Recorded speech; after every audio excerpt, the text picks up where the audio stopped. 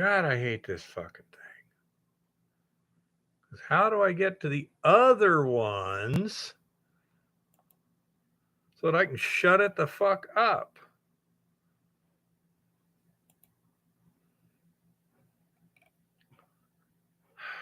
Edit video.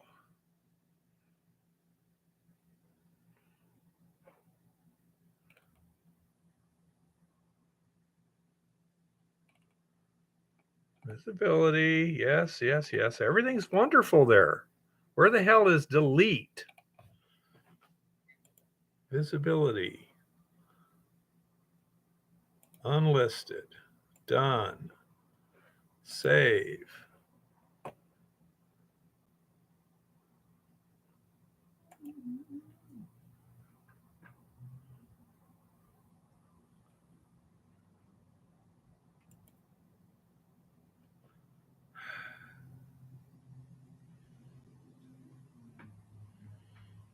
Hey, Dave. Oh, I just hate YouTube. There's just no way to back up. It's like, oops, I hit the wrong button. Can I just back up one? Oh, no. You've already killed the stream. There's no way to get just, as I say, just one step back would be nice. But oh, no. We couldn't do that. It says 3 people now. So we got Dave and we got Keith or maybe somebody else. I don't know. Oh, let's kind of wait for a few more to show up. Who else is on here right now?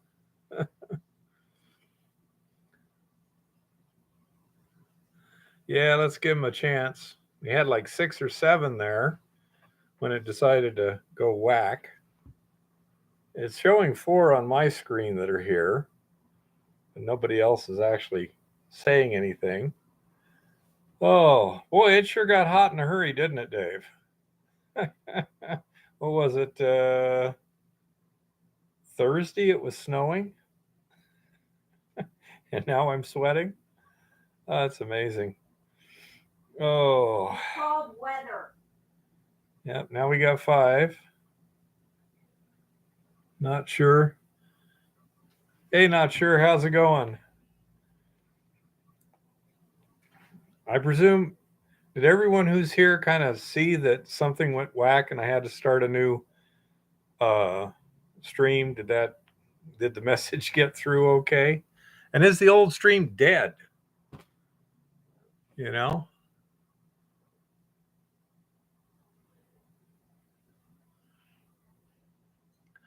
Yeah, my brother and I were out fishing that day, Dave. In the morning, it was a little cold and miserable because it was just warm enough that it was drizzling and snowing. So it was kind of chilly. Not much fun. That you don't mind bad conditions that the fish are biting, but they weren't biting. You know, so that kind of sucked big time. Let me see what it. Yeah, all I'm showing is that one. It looks like well, let's see what I got here. Doug McGregor. None of those are mine. Oh, only got 5. Still waiting for somebody to show up.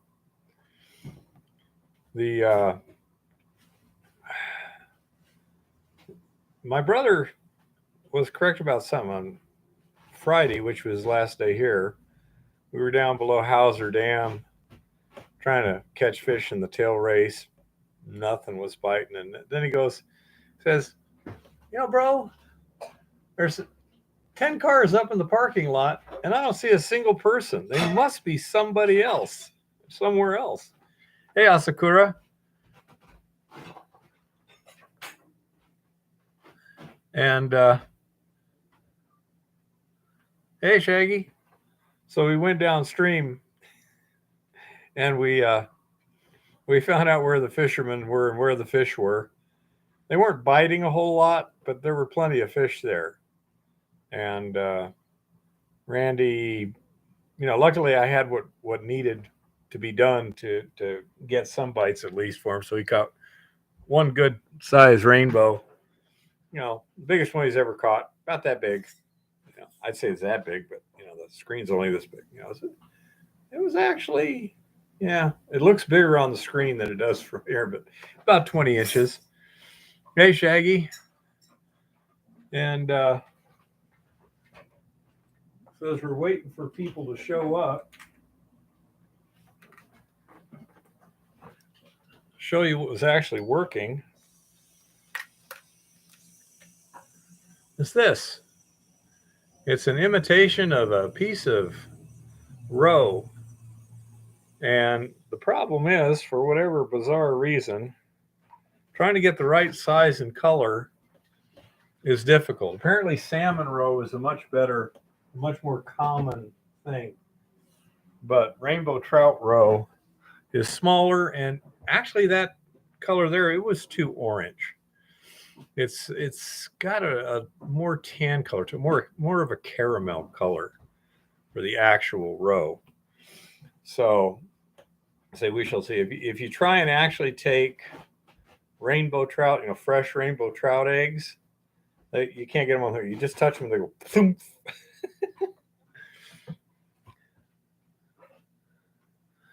Well, I tried, Chris. I put a note there, but not sure if it got onto it or not. But anyhow, so I say we got a little bit there. Yeah, not sure what the best thing is, but it was pretty down there. Once you get a little around the corner from the dam, you're just in a canyon. It's very pretty. And so we, I'm Eve and I are going to try hiking down there on Wednesday. I think she can make it. The trail is, it's a little steep, not bad at all. But she's hadn't had a lot of exercise, so we'll see how it works out. There's no big rush, so she can rest as often as she needs. But I do think that and we're going to have her walking stick, because the one thing we don't need her to do is fall down. Aside from that, I think she'll be fine. So we definitely want the walking stick, but it's not a steep trail.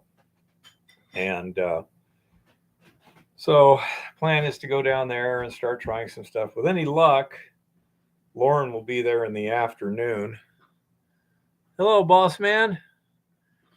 And so maybe he'll say, hopefully I'll get it dialed in. My family's going to be here in about 2 weeks.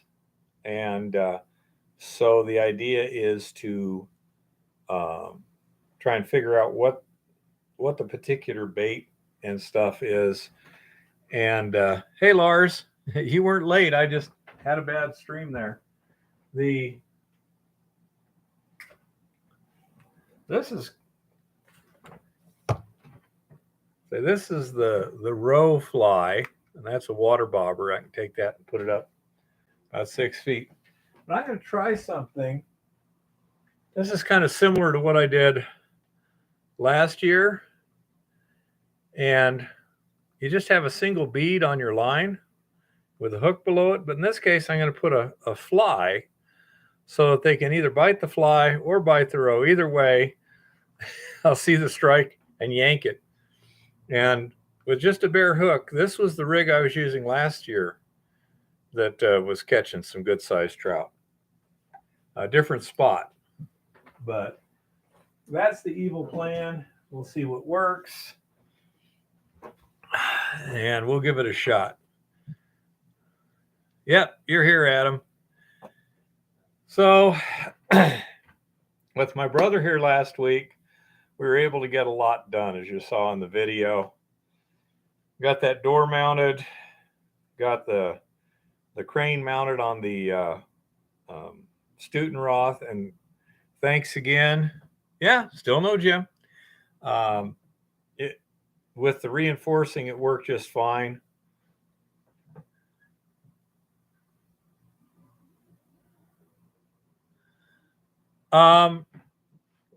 We did that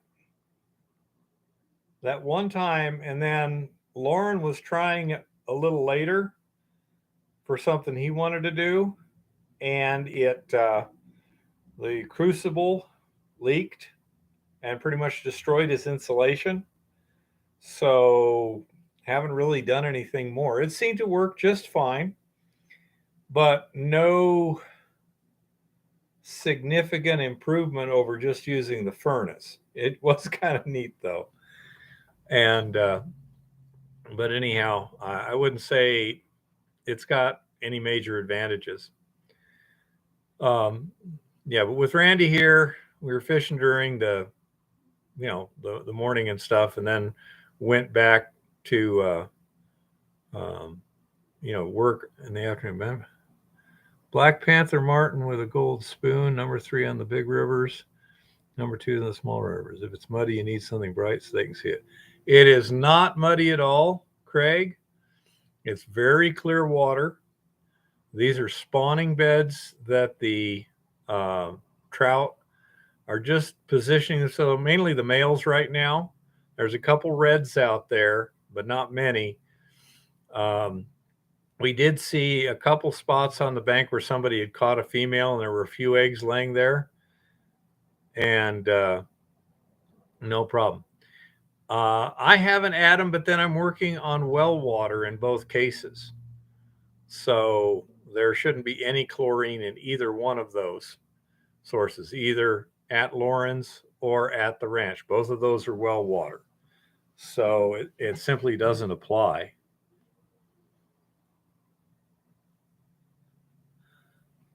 Okay, boss man, thank you very much. If you have any questions, it really helps on the live stream, because I'm doing stuff, and usually that week, unless it's some pretty interesting stuff, I kind of run out of interesting things.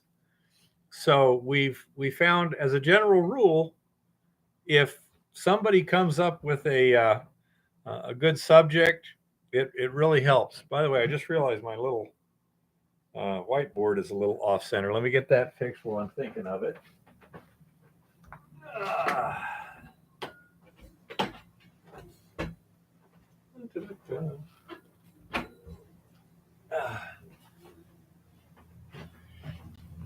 There we go. So, say the precipitation on top of the pad and the pregnant pond was sufficient to where it actually used the overflow spillway sort of thing that I built into the system, so that if it did exceed, it would go in a particular location. So some of that fresh water actually drained itself, and then the rest we drained just by getting a hose siphoning and siphoning off the top of the pond liner. The RC46 is over at Lauren's. It's been pressure washed, and we'll be taking it apart sometime here soon, to the point where we can get in and work on the toggle plate. Not sure exactly what we're going to do there, whether we're going to replace it or like run a bead on each side and grind it down, not sure.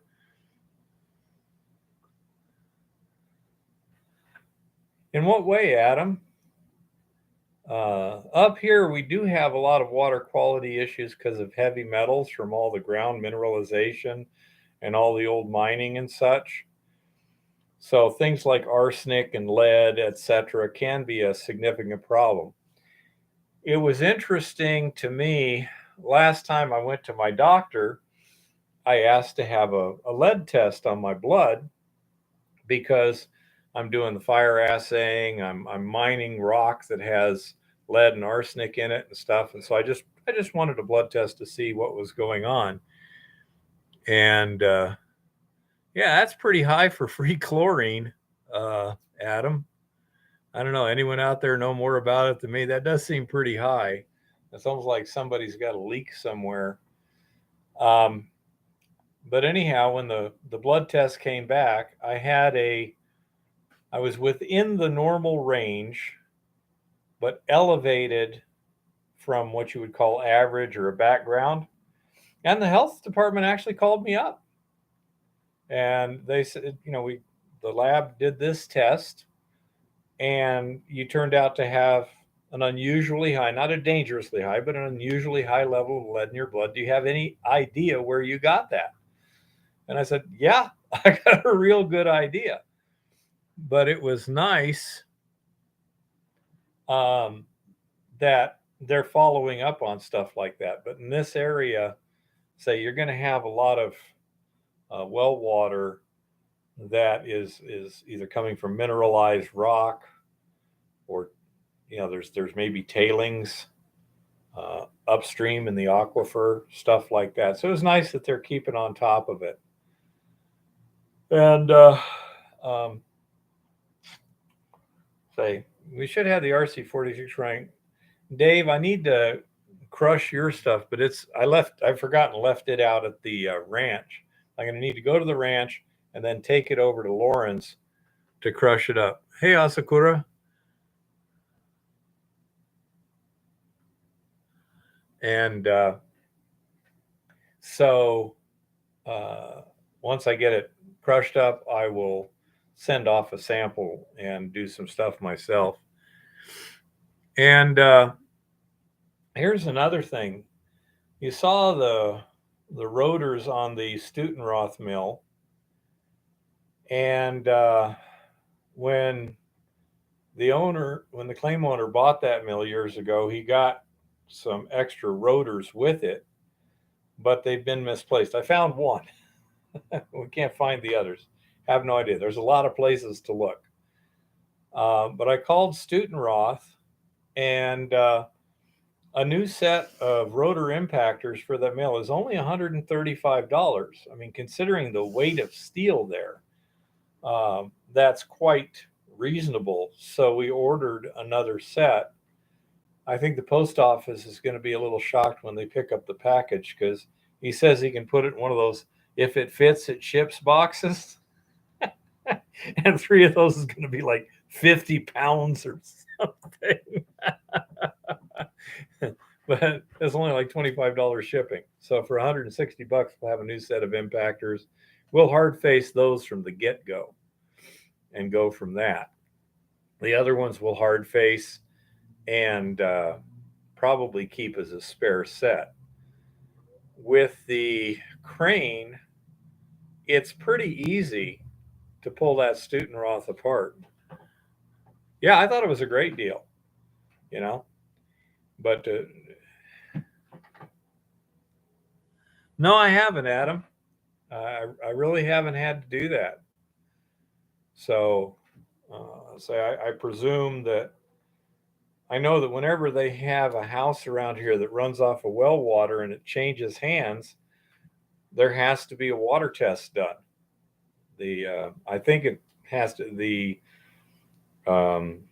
insurance or the bank that's put forth the mortgage won't do it if there's not a test. So every time these houses change hands, where that's a factor, if they're not on city water, they wind up having to do a test. That's the main job that the lab that I use to run my solution samples at.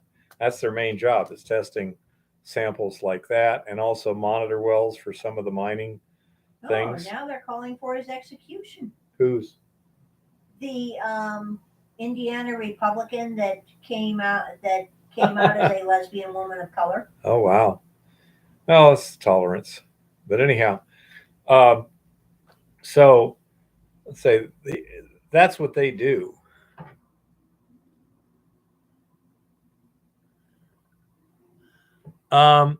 In general, not sure if gold is in cyanide solution.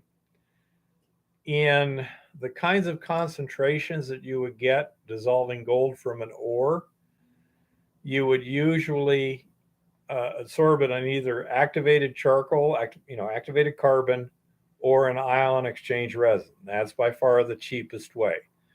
If you evaporate the gold, evaporate the solution, it takes an enormous amount of energy, and you don't wind up with gold. You wind up with, there's some gold compounds in some other compounds, including the cyanide and the agent that you're using to modify your pH, like lime or lye or this or that.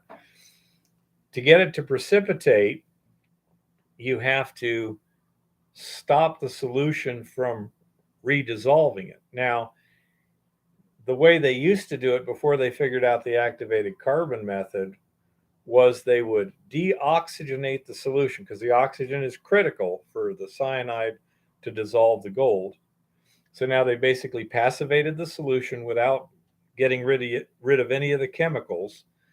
And then they would add zinc powder, and it would electrolysis plate onto the zinc. It's called cementation, and there's an ion exchange thing. If you've seen the stuff where the gold coated my heater, the stainless steel and stuff, exact same sort of thing. When Eva is recovering the silver from her parting silver in the assaying process, we first neutralize the acid and then put the copper in that silver nitrate solution, and just precipitates the silver, and it forms copper nitrate. Okay, so that's how they used to do it. The carbon or ion exchange resin is even more efficient. It's a little more complex though, because now you got to get it out of the resin. With zinc, if you use zinc cementation, first you filter it, deoxygenate it, precipitate on the zinc, and then you can reoxygenate it, put it right back to use. The zinc you can just dissolve in acid, and it leaves you this pretty clean gold sludge that you then just smelt. If you have gold in a cyanide solution in high concentrations, you would generally electroplate it. For example, it's my understanding that a lot of the solutions where they plate gold onto things like rings and stuff are actually a gold cyanide solution. Okay, but it's going to be a lot more concentrated, and it's going to tend to have more like sodium hydroxide in it to give it better conductivity.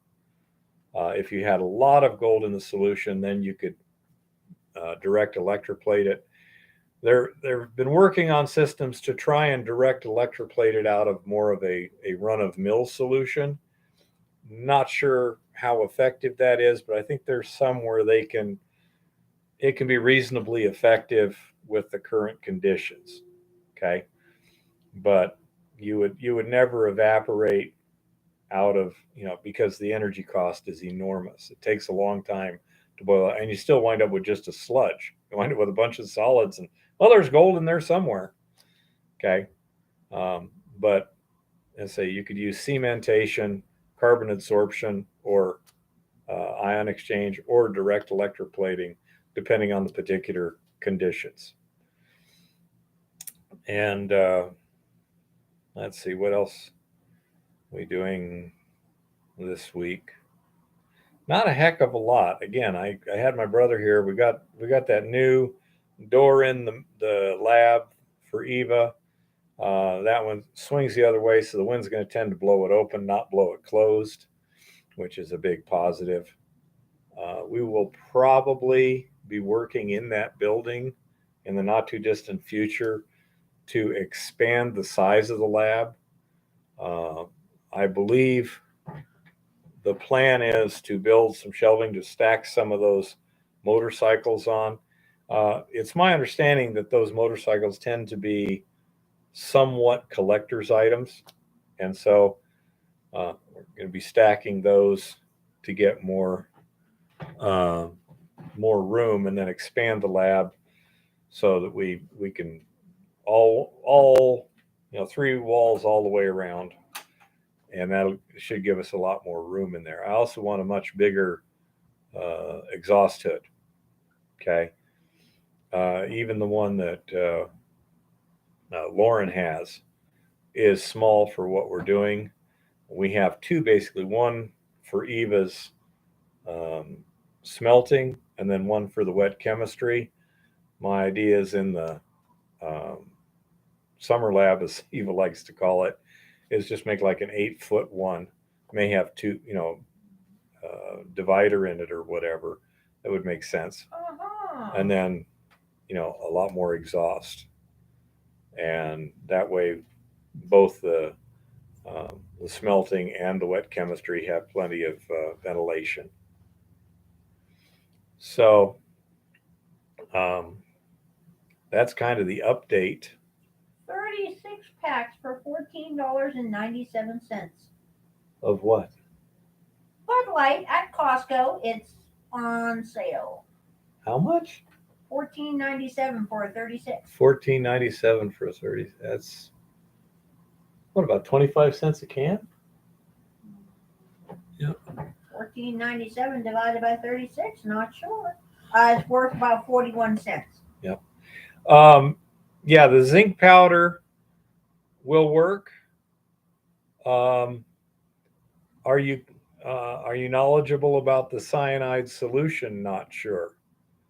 Okay, because that can bite you pretty good um, if you don't know how to handle all that.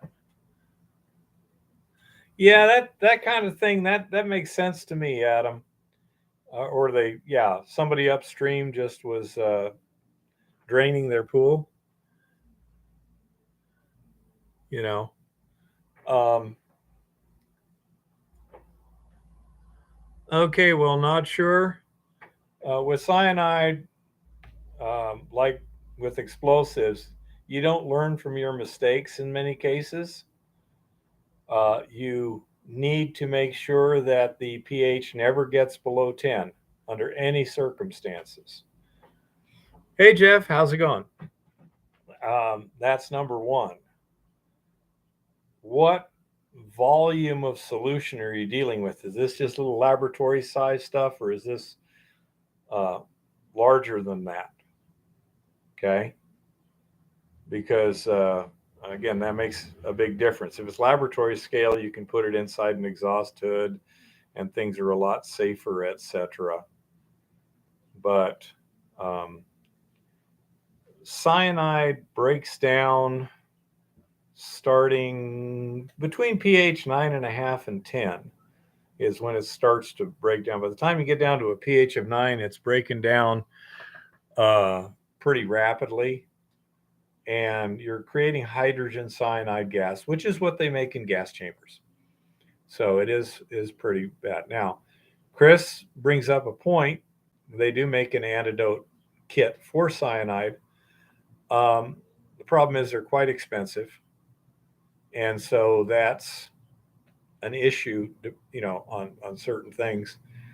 So if you're working on real small scale in an exhaust hood, not near neighbors or anything, that might not be too bad. If you're dealing with larger volumes, yeah, you want to have an antidote kit and some oxygen.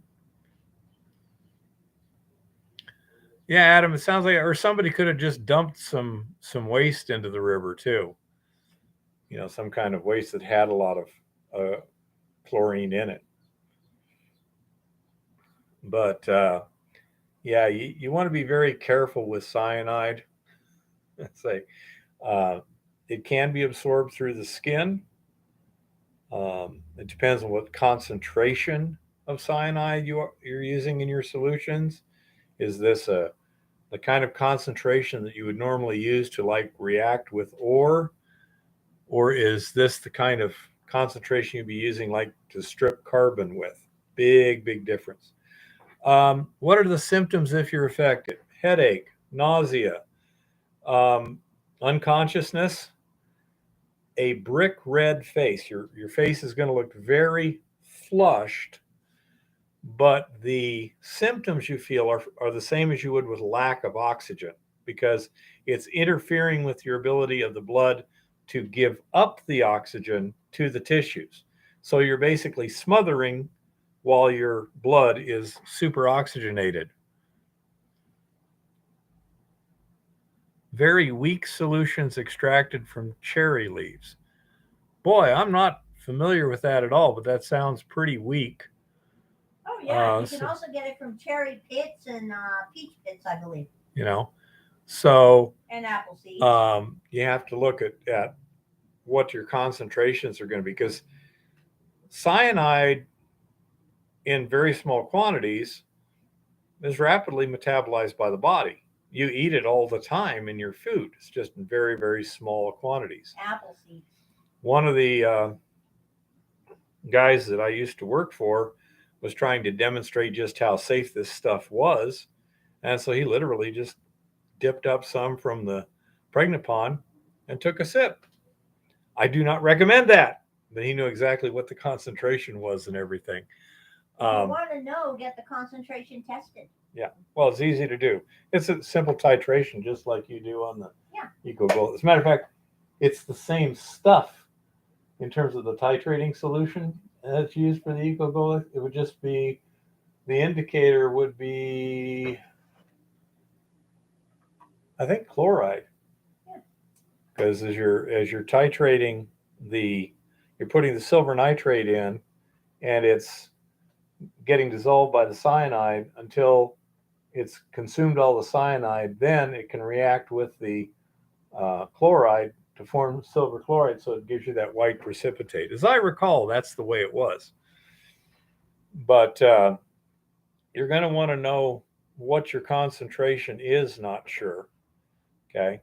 But as I say, the symptoms you'll get will be of hypoxia, but you will have a blood red face. The immediate first aid is amyl nitrite inhalants and oxygen. Because even though your metabolism, your delivery of oxygen is impaired, the more oxygen you have, the more gets delivered. So in other words, go to your local adult bookstore and buy poppers, is what you're saying? You could, I don't know if they sell that anymore. It used to be you could go down to the adult bookstore and buy amyl nitrite inhalers. Stuff in bottles was called. So that's your immediate first aid. And then the serious treatment is sodium nitrite injection and sodium thiosulfate injection. They're very specific concentrations and amounts, etc. But your average hospital or paramedic vehicle is not going to have any. So you're going to want to have it yourself so they can administer if you were using that kind of cyanide. In your case with cherry leaves, I'm not terribly nervous, but I need to know an actual solution concentration. Okay? Well, the cherry leaves will be a lower concentration than the cherry pits. Yeah. Or peach pits. Yes, I don't know. You'd have to, look up the exact concentration. I know that at Goldfields, the pregnant solution, this is a solution coming out of the leach pile, the heap, which by definition is reacted. So, some of the cyanide has been consumed by the ore, actually had less cyanide per pound than was allowable in wheat flour for human consumption. That's how low it can be. It's my understanding that the Eco Goldex has some, I think it's potassium ferrocyanide, which has a pretty low toxicity. And that is, hey, Secret Creek, and that is a source of the cyanide ion for dissolution. But I say you need to know what the concentration of cyanide was. In that case, I wouldn't be terribly concerned, but I'd want to find out for sure.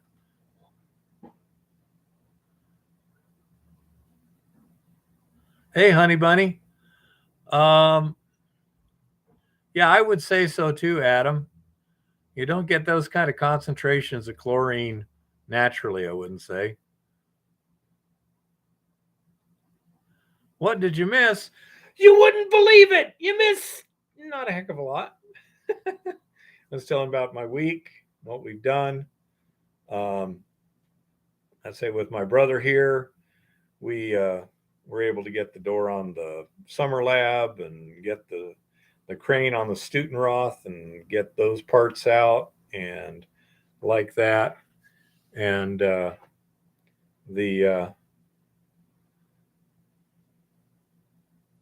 yeah, Ricky, I would say the percentage would be less than 1%, sure. But I think for active leaching, you only need like 1/100th of 1% cyanide to do a good job. Um, but you know, hey Ricky, fish the pond right. Well, first of all, it's a river, and no, I didn't. We didn't fish it dry. There was a lot of fish in that river, and they were all good sized ones. I mean, I say this is the pre-spawn. The water's still a bit cold, but the males had moved in, and the minimum fish was like 2 pounds. You know, there's some good sized fish, and you could stand where we were fishing there, where Randy caught his. You could stand there, and sometimes you'll see as many as 20 fish at once. Water's very clear. Um,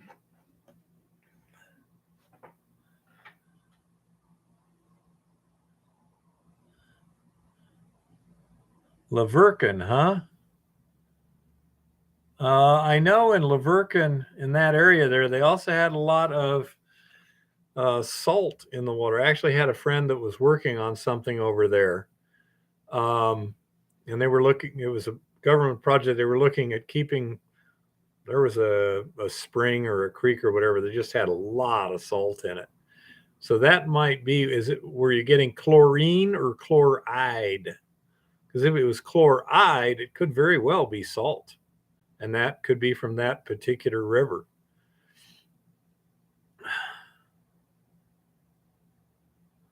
Yeah. CL neutral, huh? Yeah. Don't know. I know the CL minus, that could be that salt. Yep. Say it.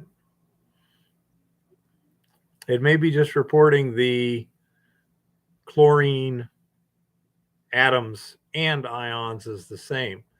That I say that could be sodium chloride, because they were actually looking at putting in a desalinization plant there so that they could treat a lot less water than they were downstream before they gave the remaining Colorado River water to Mexico. So that, I say, that could be it.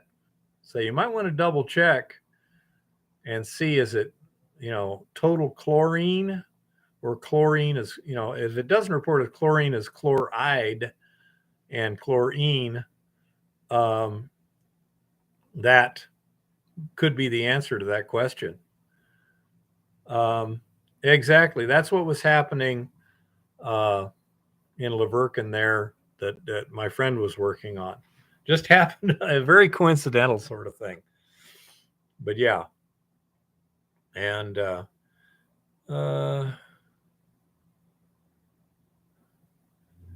if you take enough cyanide, I guarantee it will cure your cancer. You will not die of cancer. Guarantee. Yeah, Secret Creek. Say now, Eva, she's a bit of a connoisseur. She doesn't like me to bring back any fish, any trout more than about 12 inches long. She says they start tasting muddy. The body part that you eat needs to be about 8.5 to 9 inches. So she's very particular. Now around here, that seems to be pretty much the consensus of opinion. Trout of that size are generally considered good for smoking up here. That's, people just call them smokers, because they don't they don't generally think they're that tasty. At least the rainbows. Now, Eva likes browns, but the area around here, we're not allowed to keep browns. We have to release those, and you can only have one rainbow over 18 inches. These were all over 18 inches. Yeah. Yeah, if it was dissolved sodium chloride, Adam, that would explain it. Yeah, say Lavercan. I just happen to know that one. It's just a coincidence. But yeah, there is a stream there that's got really high sodium chloride in it because of underground deposits there that drain through that area. Uh, so anyhow, let's say we'll work on that. The engine for the truck is supposed to be shipped out on Friday. That's when it's scheduled to be shipped out. They're currently building it. 350 board 40 over, so it's going to be a, I like this, it's a 357. But it should be shipped out on Friday, show up next week. The plan is we'll fire up the minor Bago and drive it out to Lauren's so that it's not sitting in his shop for too long. You know, when my family shows up to do the install, Will would like to take the old engine out just so that, you know, he's familiar with what hooks up where. Quite reasonable. And then, you know, pull the engine out. There's no reason I couldn't pull the radiator before then and get that in the radiator shop for cleaning. And depending upon what Lauren thinks of things, etc., we may or may not work on that power steering box before they pull the engine. It would definitely be a little easier to get to after the engine's pulled, but it's a 76 Chevy. There's room under there. You practically have a picnic under the hood, you know? So it's not a huge problem one way or the other. But we'll also be working on that. The back end there, we got to replace the rear spring shackle mounts on the frame. Those are cracked a little bit, so I got new ones. Spring shackles and the spring bushings, those all need to be replaced, so that gives us something to do there. Got to fix the spare tire mount that I broke that time we were with Dave Van looking at that property near Boulder. And I got to fix the gas fill situation, actually on both tanks, but one of them is more damaged than the other. But I got to replace all the hoses and one of the fill funnels there. So got a lot of other stuff to do too. Yeah, Adam, that if it's near Laverkin, that would make perfect sense. Absolutely. Hello, Trevor.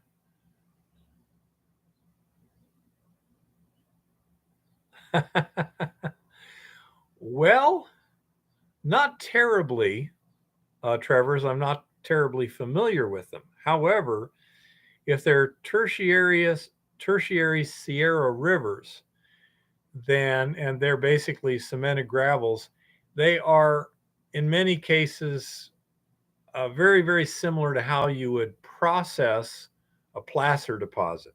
Depending on how cemented they are, it may require, you know, serious crushing, but the gold particle size is going to be placer size, not typical hard rock. Yeah, good luck on that one, David.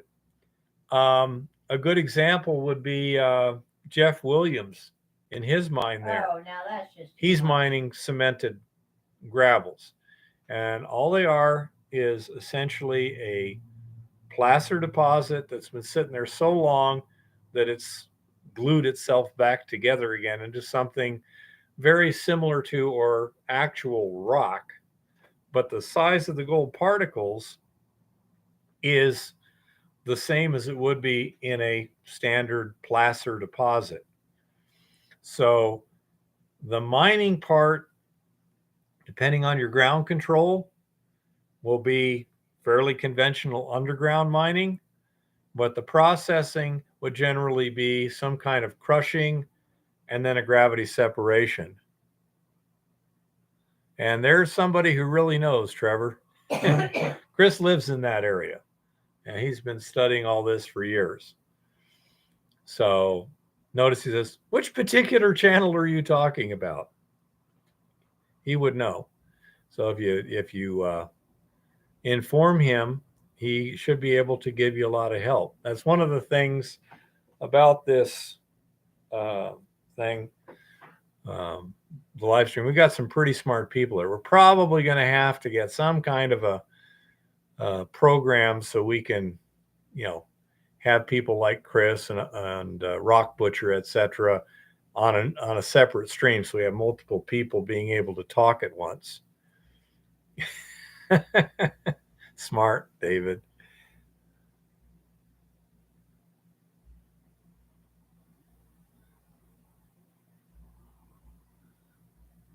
Well, by standard ground control, I mean whatever it is you need to support the rock. You know, if you have soft, unstable rock, you're going to have to use a lot of ground control.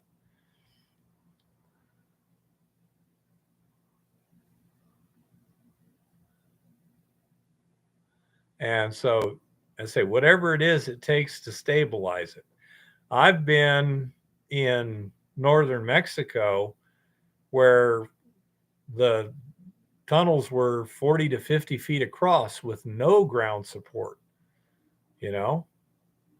And as such, uh, it was just amazing. It was just caliche, but I mean, it was solid. And so you have to evaluate it on a case by case basis. But that's what I meant by, standard ground control situation. In underground mines, you got to look. You can't, assume anything. You have to determine what your particular ground control situation is and then deal with it as such. Um, but it can vary enormously. Wouldn't surprise me, Chris. I said there's places where you pretty much got to drive the ground support ahead of you before you dig, using spiling and stuff like that. But then that can happen in regular rock also. So you just have to look around. But yeah, that was very impressive down there in Mexico to see, basically cobble everywhere, but it had pretty flat roofs, pretty flat backs, 40 feet across at least. And what they would do when they would mine it is they would just restack the cobbles in the drift behind them as they were mining, and they would just stack it up to the back. It was pretty hilarious. But yeah, it was quite impressive.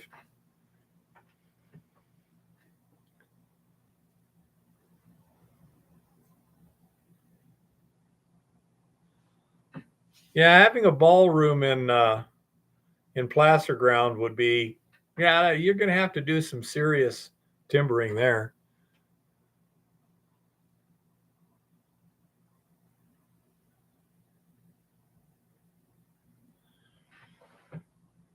Yeah, and don't forget, Honey Bunny, you can also add some Portland cement to that too to actually turn it into a rather poor grade or even a decent grade of concrete, depending upon what you want to do. But you can get really good ground support behind you if you cement the fill. You know, but that say it varies on the situation. There's no general advice you can give on that because it can vary enormously from, man, no big deal, to holy crap, how do we keep this off of our heads?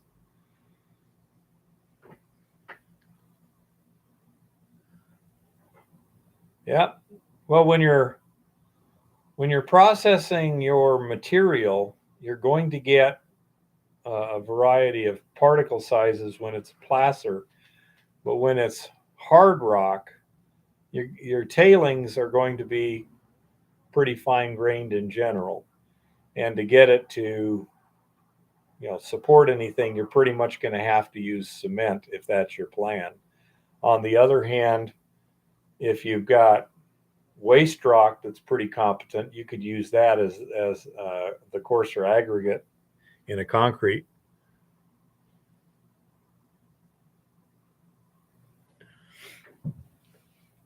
Well, What did you have there, Chris? Because I know over here at Confederate Gulch they had some like 3 ounces per pan. What did you guys have?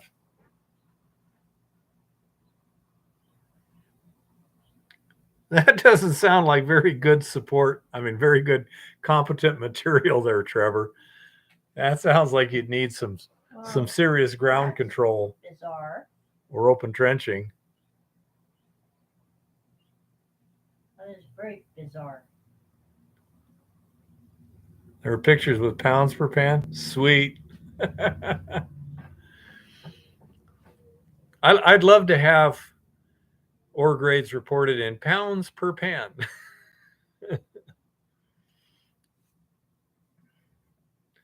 Well, that would depend on what kind of ground support you're putting in, honey bunny.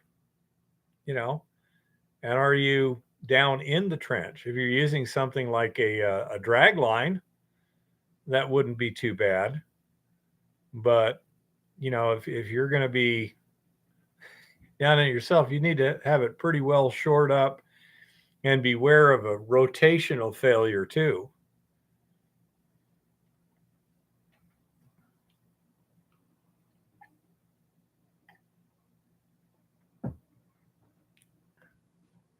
Yeah, I would get pretty nervous. The nice thing about Oh wow. what? John Campbell's his video with Mr. Bridgen, the member of Yeah. parliament, has been removed with a strike. So Huh. he is now banned from YouTube for a week. So Dr. John Campbell has been banned from YouTube for a week for interviewing a member of parliament. Hopefully Nothing. he's on Rumble somewhere. Nothing wrong. He got a strike too. But yeah, I would imagine anyone who's engaging in this sort of discussion had best be already have set up other channels. YouTube is getting pretty ridiculous when members of parliament are not allowed to speak. Because that, I mean, whether they're correct or not, their words have potential weight in terms of public policy.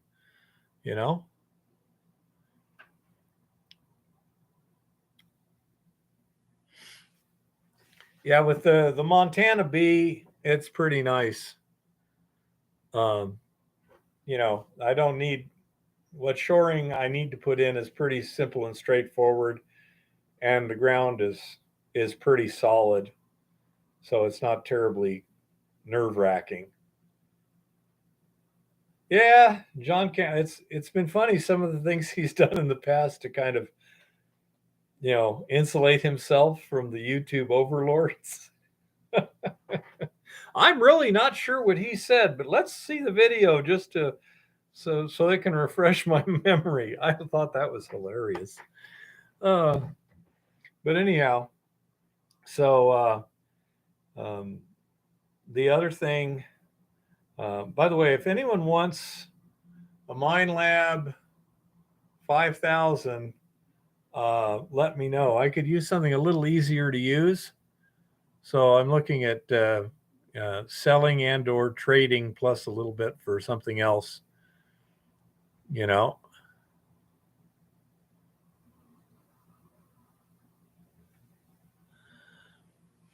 Well, I mean, everybody was originally misinformed.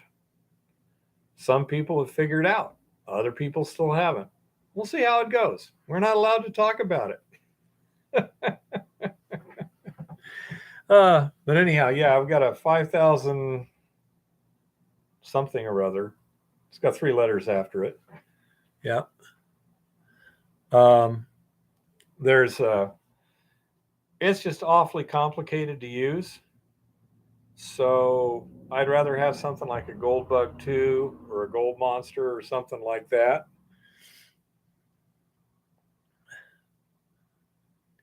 Understood, honey bunny.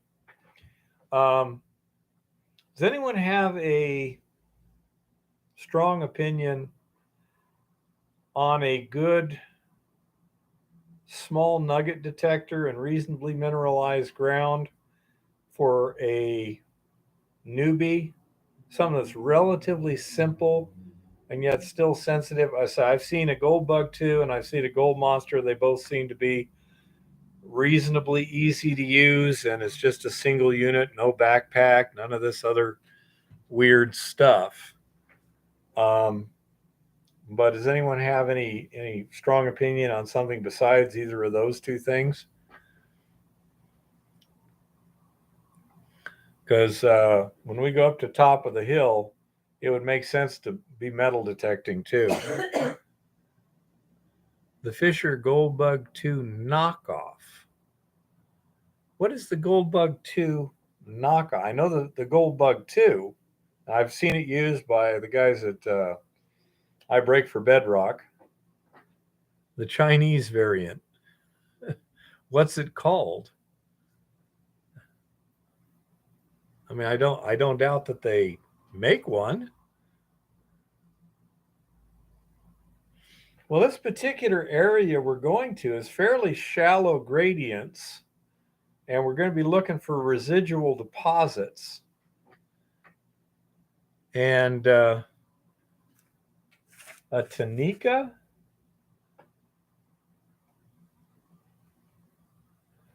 metal detector. Do you have a model number on that? Yeah, the gold monster that I saw worked really well. They're not terribly expensive either, less than $1,000.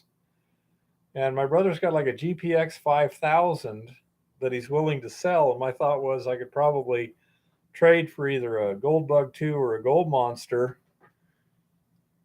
And can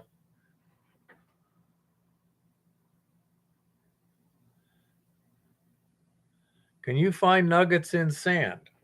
You certainly can, but what is your methodology? Are you talking a metal detector? Would work fine, you know. To see guys who are good at using metal detectors and stuff, I would recommend going to a YouTube channel called I Break for Bedrock. And I say I've actually been with those guys in the field, and one of them has a gold bug 2, and the other had a gold monster, and they were both really good at picking up really small stuff. That gold bug 2, it was like a single wire from a wire brush about this long, fairly fine. He was getting a hard hit on that. It wasn't very deep. It was only about this deep. But I mean, beep, beep, beep. It wasn't subtle at all. I think he meant rock bolts to hold up the back, honey bunny. If you're going to use a splitting mechanism, you usually go with feathers and wedges. I like a Hilti demolition hammer. Okay, and outlier. Why do you prefer the gold bug 2? Sensitivity, ease of use, comfort. What would be your description of why you like it?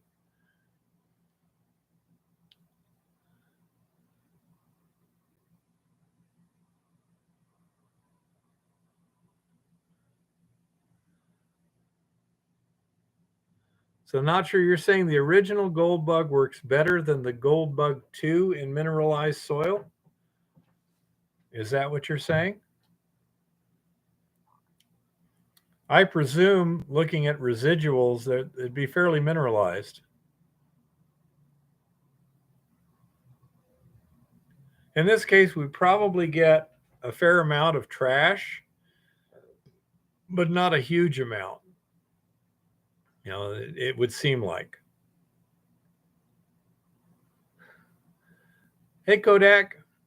Well, we're trying to figure out at the top of the hill claims what I've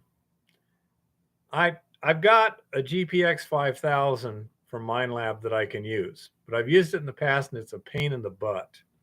Okay, it's big, it's got a backpack, you know, all this other stuff, and it's kind of difficult. So I prefer a single unit that I could use and um, you know, that's relatively simple. Obviously, something like a GPX 5000, if you know how to set everything up, you can probably find smaller gold in worse conditions. And the gold bug, the original gold bug. So, how about the Gold Bug Pro? No, I have not seen any selenium, Adam. Um, what's the difference between the Gold Bug Pro and the Gold Bug 2? And was the Gold Bug Pro the earlier version?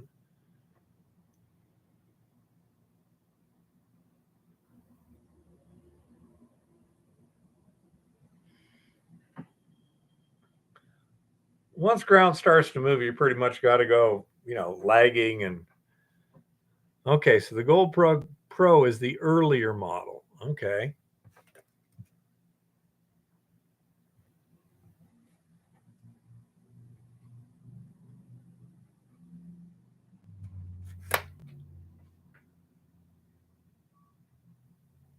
Um, does everyone tend to agree that the Gold Bug Pro would probably be better for my purposes than the Gold Bug 2 or the Gold Monster? Again, we're looking at residual placers on top of a hard rock deposit. So you're generally going to be looking for fairly small gold and fairly mineralized soil. Could be hugely mineralized soil for all I know.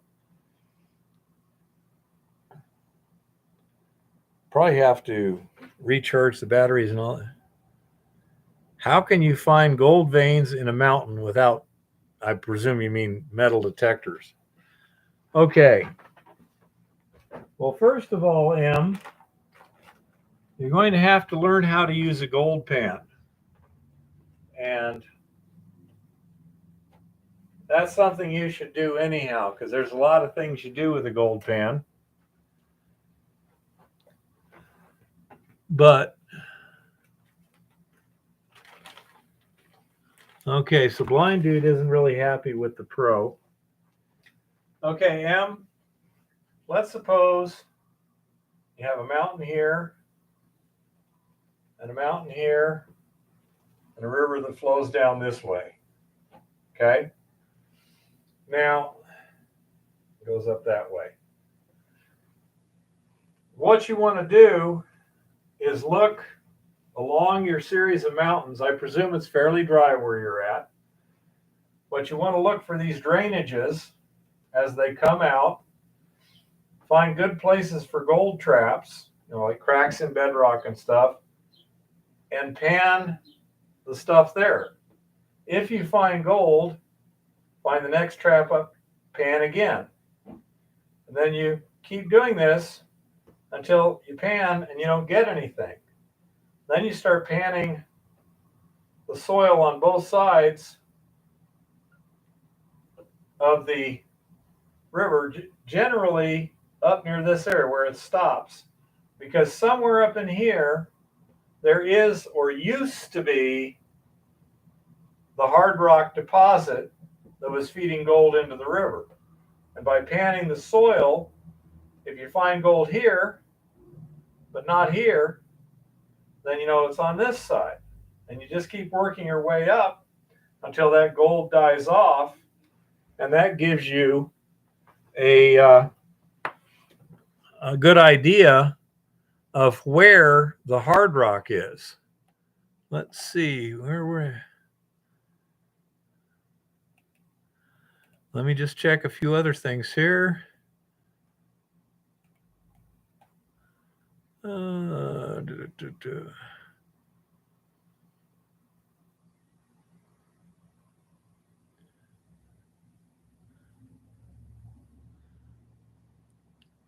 Okay, M, I'm going to give you a link here in just a second.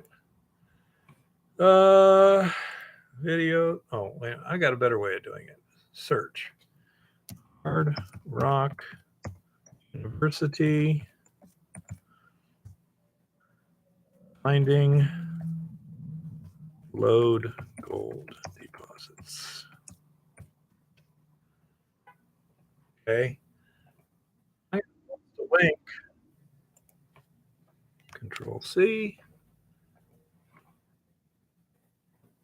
Control V.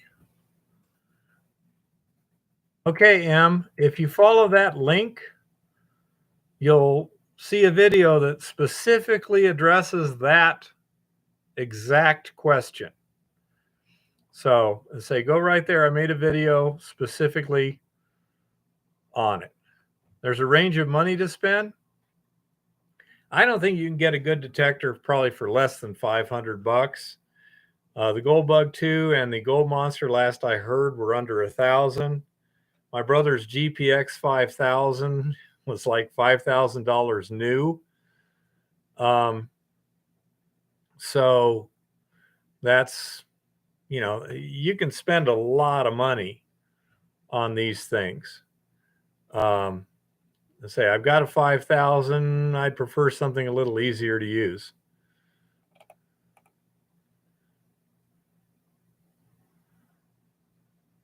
So which is the pulse induction of the Gold Bug 2 or the Gold Monster Kodak?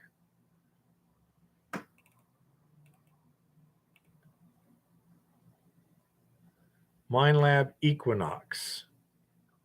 Okay. Anyone else have any information on the MineLab Equinox?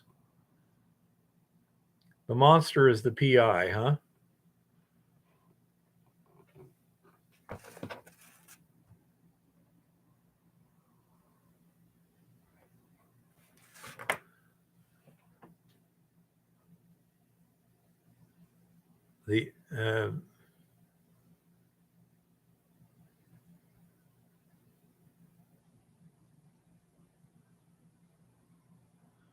It's a little cheaper than the Gold Monster. Not sure, says the Monster is a VLF. Wow. That's nice to know. I'll probably send a message to the guys at the at I Break for Bedrock and give them my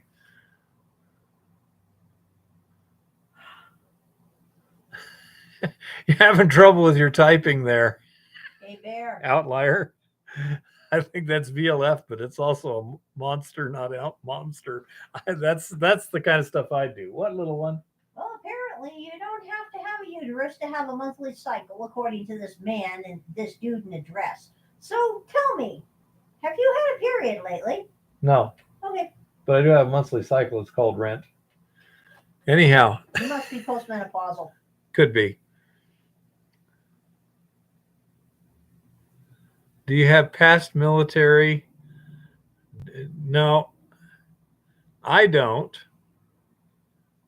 Might be able to find someone who does. But anyhow, so I'll have to start looking around.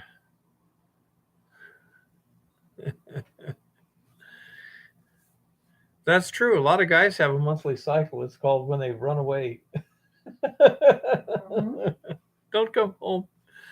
This dude in the dress was explaining how terrible it is that so many cisgendered women don't understand the biology of their own bodies. It was really interesting. Yeah, that would be a classic case of transplaining. Yep. Anyhow, so I say people are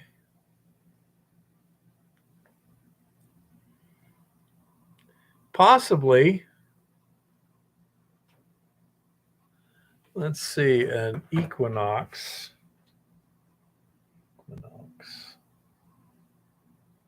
The Equinox gold metal detectors are supposed to be really good. Yeah. They're considered a very popular entry-level model these days. Yeah. Kodak, my problem is whenever I'm turning wrenches. No, transplaining. Because they say mansplain, that's when a man tries to explain something to a woman. Well, transplaining is when a transgender tries to explain to women what being a woman is all about. Or a trans man tries to explain to men what being a man is all about. Let's see. Mind Lab Equinox. Yeah, that's the ones we saw at Sportsman's or at Capital Sports. Well, there's an 800, a 900, and a 600. Capital Sports. That was the Equinox. What? 900? They had two. They had an 800 and a 900. Well, the 900 is 1,099 here. And let's see, Mind Lab Gold Monster.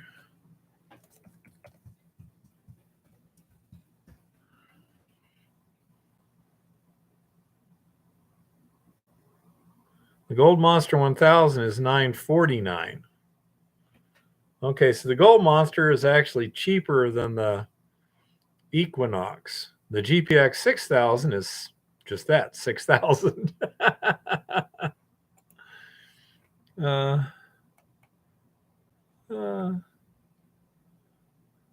Yeah, we were at Capital Sports here, and Eva said they had the they had Equinox several 800 different and models of the 900. Equinoxes there. Yeah.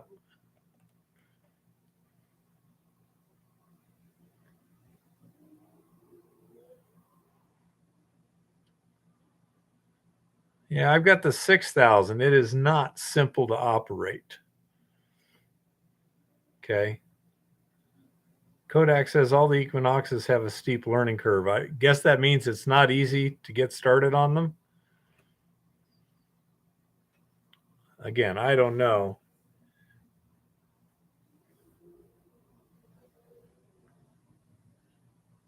I'll be thinking about it, but I'd say I do know that I've used the GPX 5000, and it's a pain in the butt because it's got so many different functions and everything that you're trying to figure out, what am I trying to do here? Whatever happened to the old whites ones that were just a foot and a knob? I want one of those. Those are, they're not nearly as sensitive as a lot of these new ones are. When you're dealing with gold as opposed to coins and jewelry, you need sensitivity and the ability to ground balance out heavily mineralized soils. As opposed to, let's say, if you're looking for coins, jewelry, stuff like that, it's a lot simpler because you're looking for something much bigger and quite often in an area without much mineralization, like say the beach. So the old whites would do that just fine.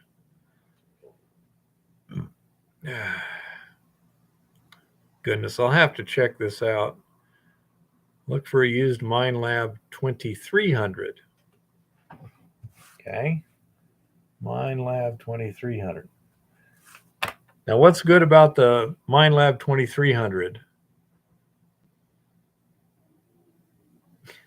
Equinox has an array of preset programs that can be adjusted, but also a lot of computer interface to update downloads. Electrons! I hate electrons. No. The goddess is going to be using this. The goddess wants something as low tech as possible. Yeah, it's as simple. Yeah, John, what's the advantage of the 2300? And let's see, Mind Lab DPX 2300.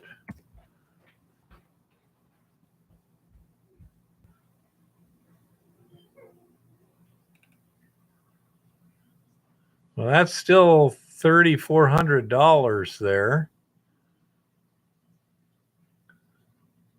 It looks like this is the one that folds up, if I'm not mistaken. Is it also waterproof?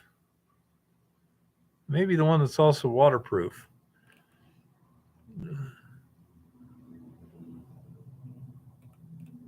Huh. Yeah, there's all kinds of information out there. I don't think anything is 6,000. I say, I'm not a metal detector guy. I do know that I've used the 5,000, which my brother, it's his.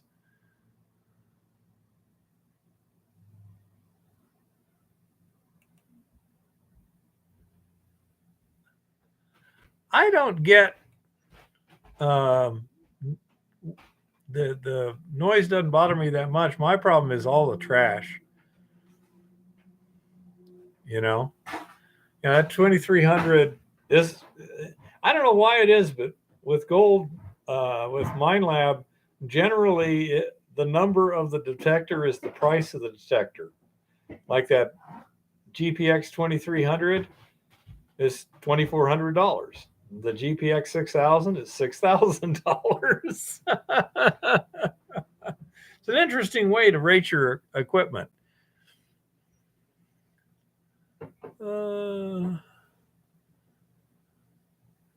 I'm just looking right now. This is just Microsoft Bing search. See MineLab GPX 2300. There's an STC 2300 for $3,400. Here's one with a bunch of accessories, including a pinpointer and some other stuff, for $3,500. There's with all the accessories, it looks like about $3,500 for the SDC 2300. The GPX 6000 is $59.99. Yep. I'll say it doesn't have a separate unit though. My brother, the 5000 has a separate unit that plugs into it, which is kind of a pain in the butt. Boy, I'm going to have to do some education here. I know there's a lot of videos on it.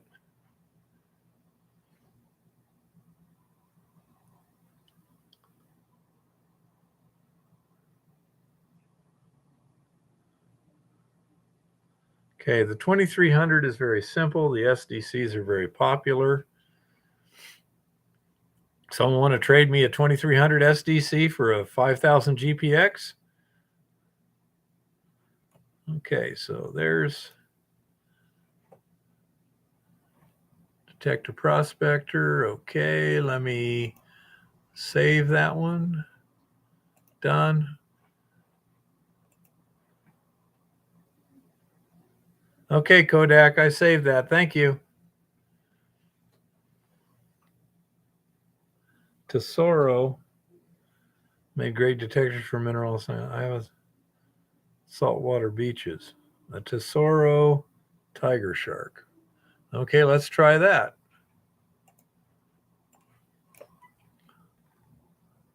Tesoro tiger shark.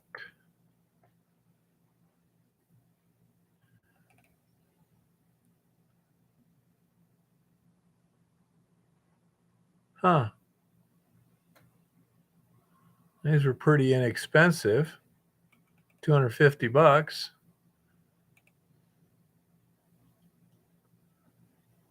Fully waterproof to 200 feet.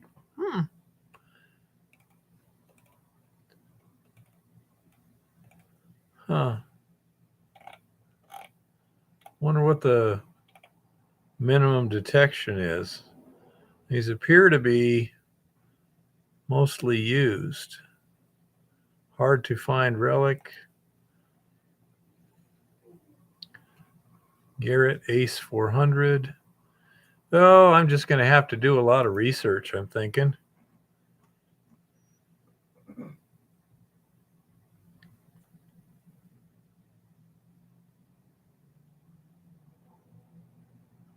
Nokta.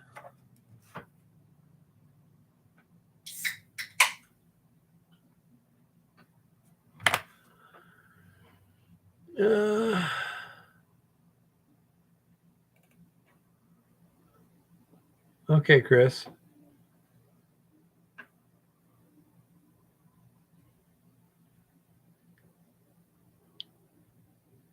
I'm not sure about, minimum size that you can detect. If the smallest thing you can detect is a penny, then it's not going to be terribly useful for what I'm doing. I need something that can pick up a chunk of metal like that, and So that's one of the issues I have. And I say I'm hoping that, my brother suggested I go to Craigslist or whatever, because say that GPX 5000 is a really powerful unit. It's just so complicated I can't really use it too well. And I could use it probably, but it's heavy. Yeah, that's part of the problem with it. Exactly. That's why I want a nice little. Yeah.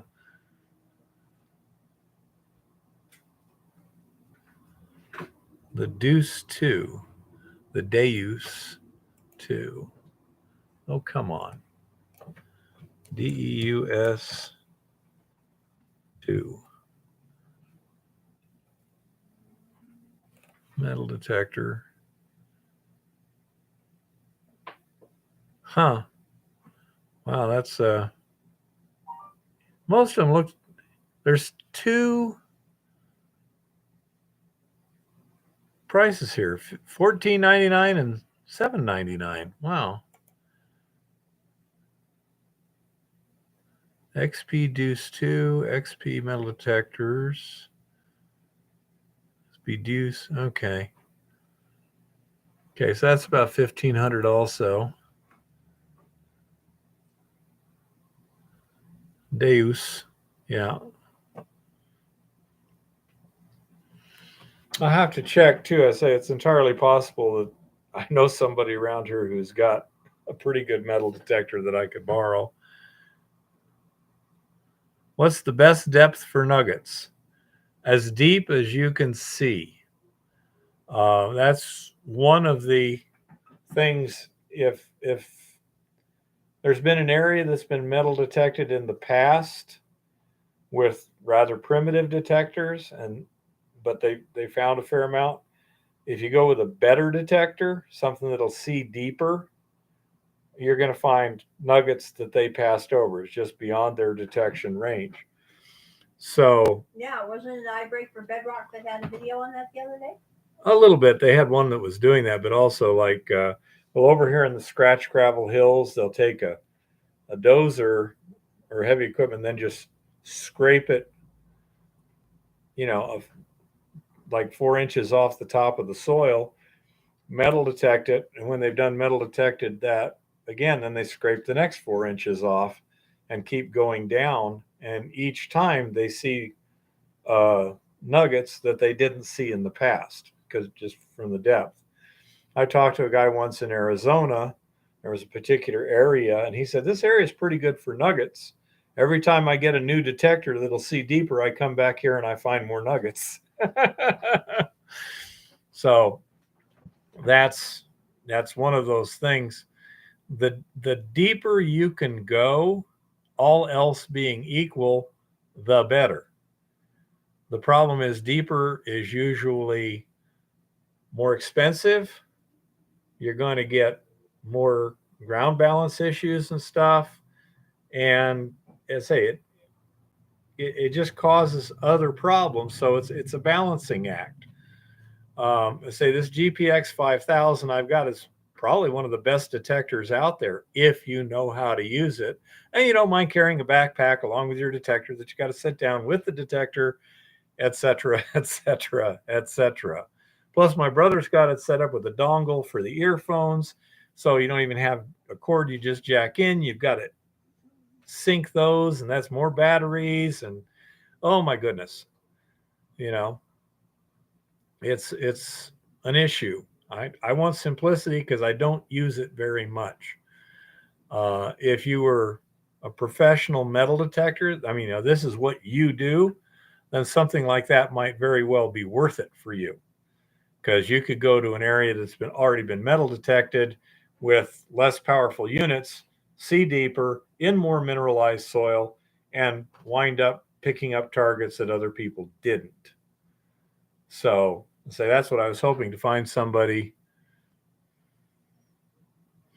MineLab GPZ 7000. Okay, let's see what a MineLab GPC. MineLab GPZ 7000.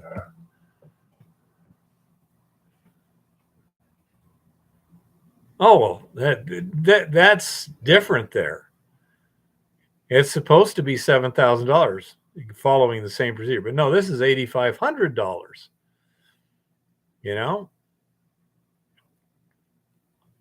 yeah, a little bit out of my price range at the moment, that's for sure.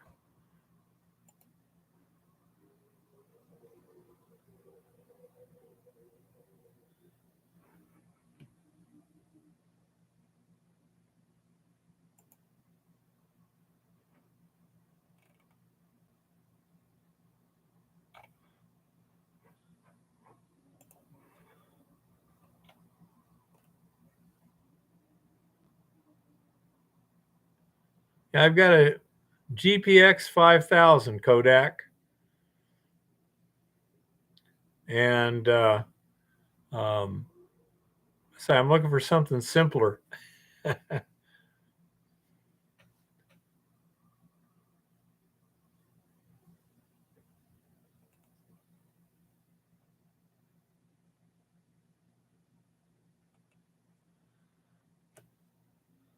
So yeah, go ahead and check, John. And I say we might be able to work a deal where I can trade him that for something else, and maybe a little cash on the side. And say I just need something that I can use. But again, I have a feeling that between the claim owner and Lauren and Jim and maybe Dave, who knows? Say, I bet you somebody I know up here has got a unit that would work.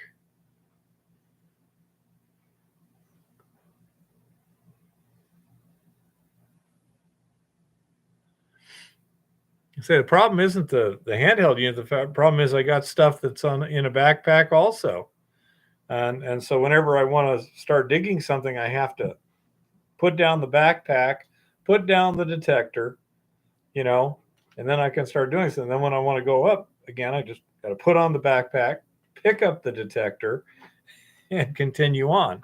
I prefer to have something just set it down, pick it up, set it down, pick it up. That's my desire. So I say, and something fairly easy. Yeah, Ricky likes the gold bug too. I'm gonna Jeff.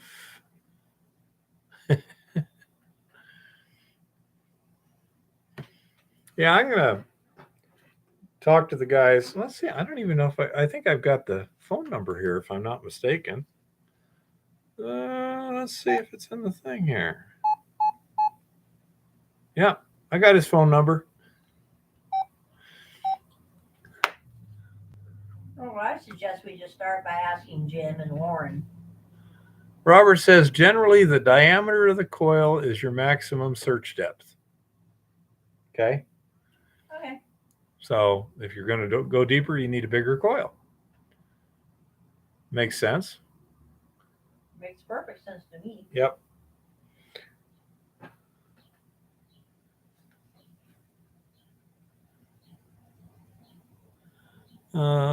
Especially in depth and size of nuggets. Best in depth. Now, M, when you say it's best in the depth and it also gets smaller nuggets, is that what you're saying?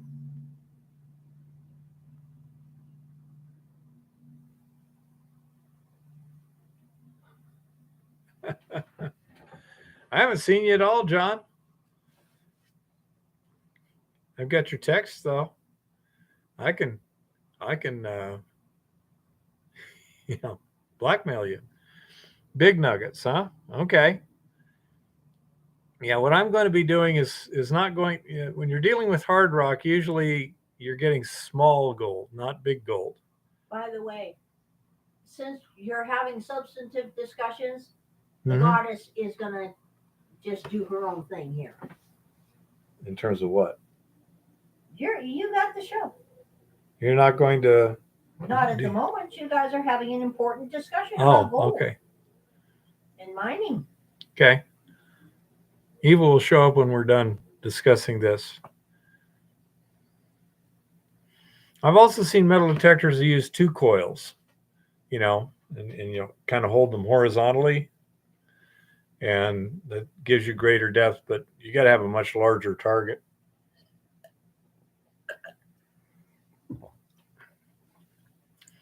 But I say for what I'm doing, I'm probably going to be going for small targets at relatively shallow depths, but in mineralized soil. That's most likely the condition I'm going to be dealing with. So we'll just have to go from there.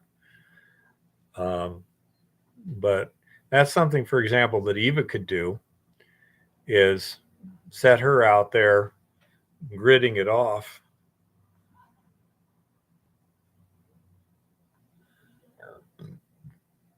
Yeah, that would make sense, Roberts. Imagine how much trash they pick up.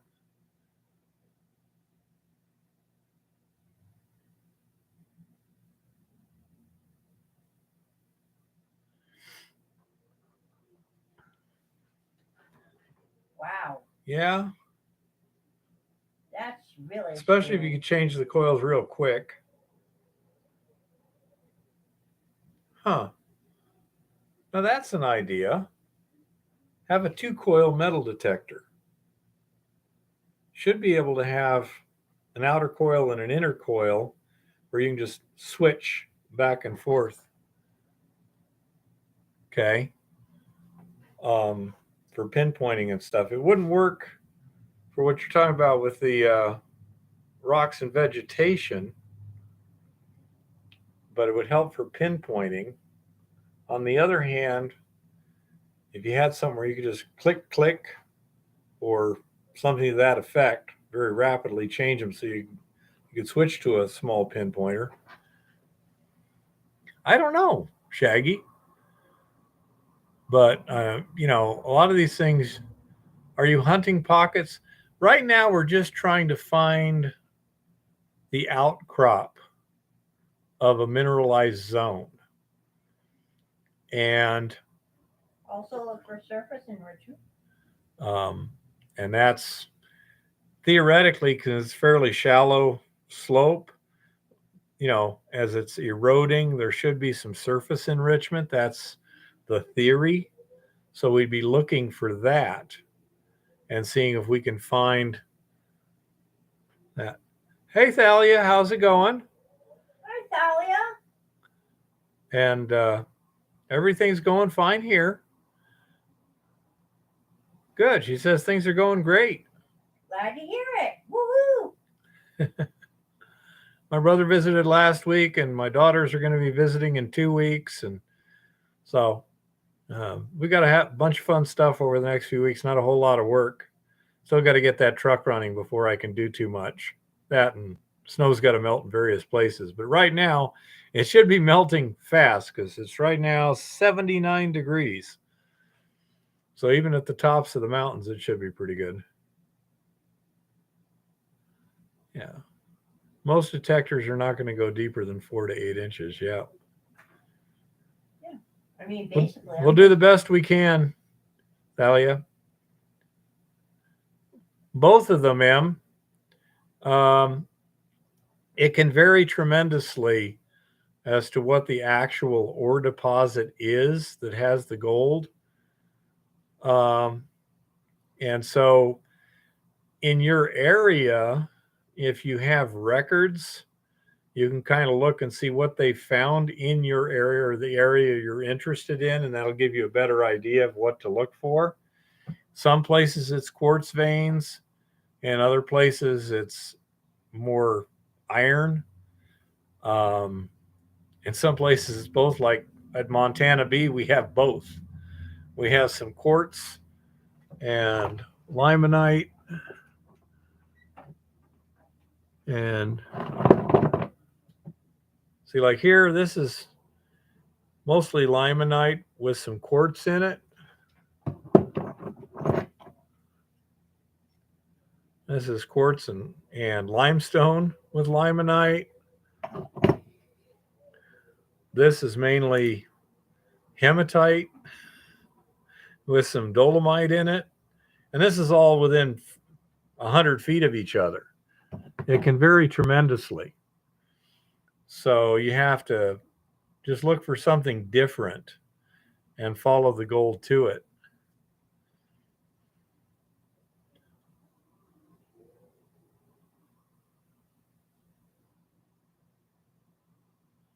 Not sure says double D's will usually give you both good discrimination and fairly easy pinpointing.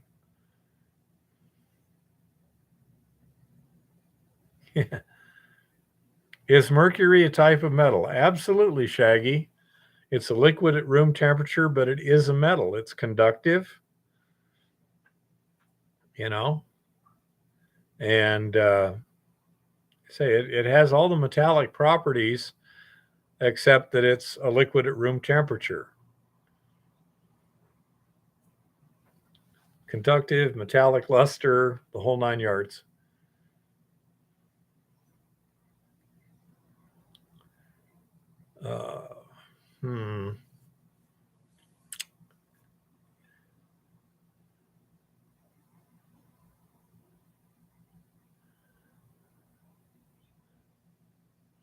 Most of the periodic chart is metal, huh?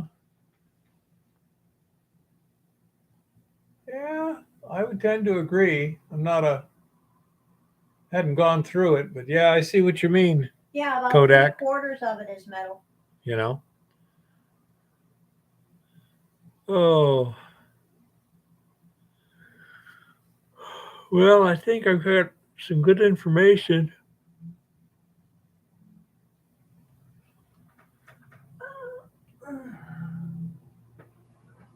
Huh.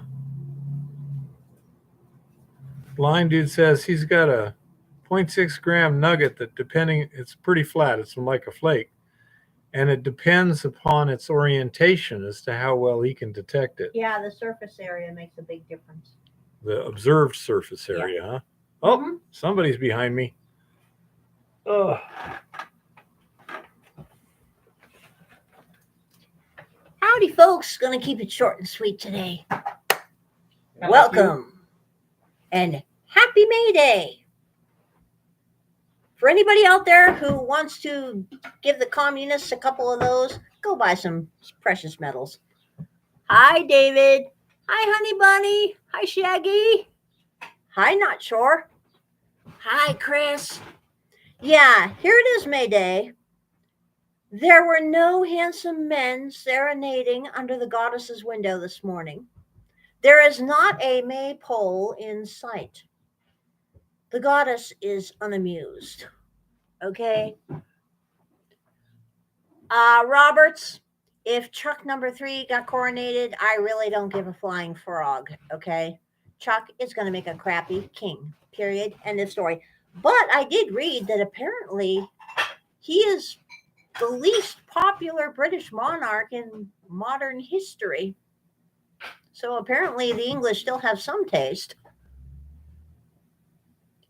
Well, actually, Shaggy, Bear usually isn't under my window. He's usually snoring next to me in the bed or off doing strange man things that I don't know about, Just saying. Wow, blind dude, that's cool. Blind dude found a picker in his sluice. Sweet. Well, I will agree, Kodak. In general, there's no such thing as a good king from a certain perspective. That said, some rulers, monarch or otherwise, are better than others, okay? I mean, Elizabeth may have been a monarch. She was a queen.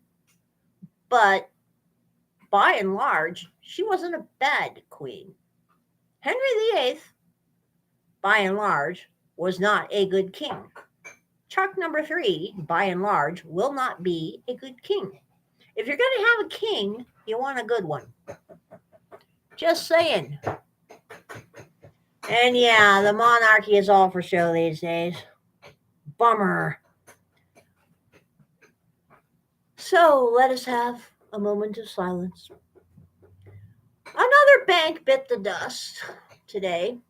First Republic, second largest bank failure in United States history.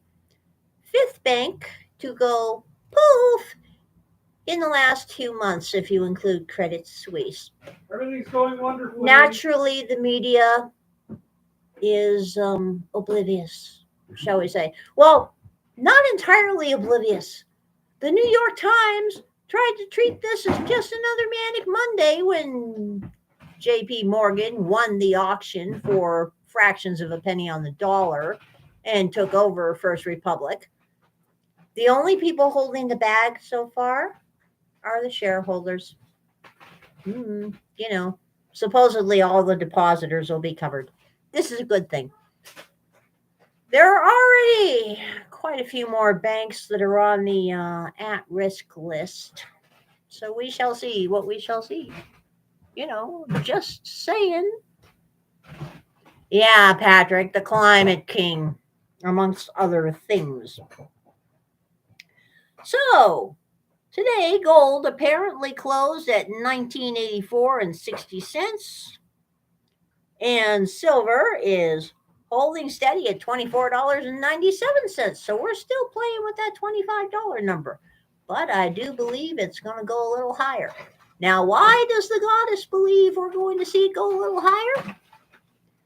Well, Yellen the felon has crawled out from under her rock and has sent a plaintive letter to our dear beloved Congress critters, informing the White House and the dear beloved Congress critters that at the rate things are going, June 1st or very early in June, we're going to default if they don't come to a deal.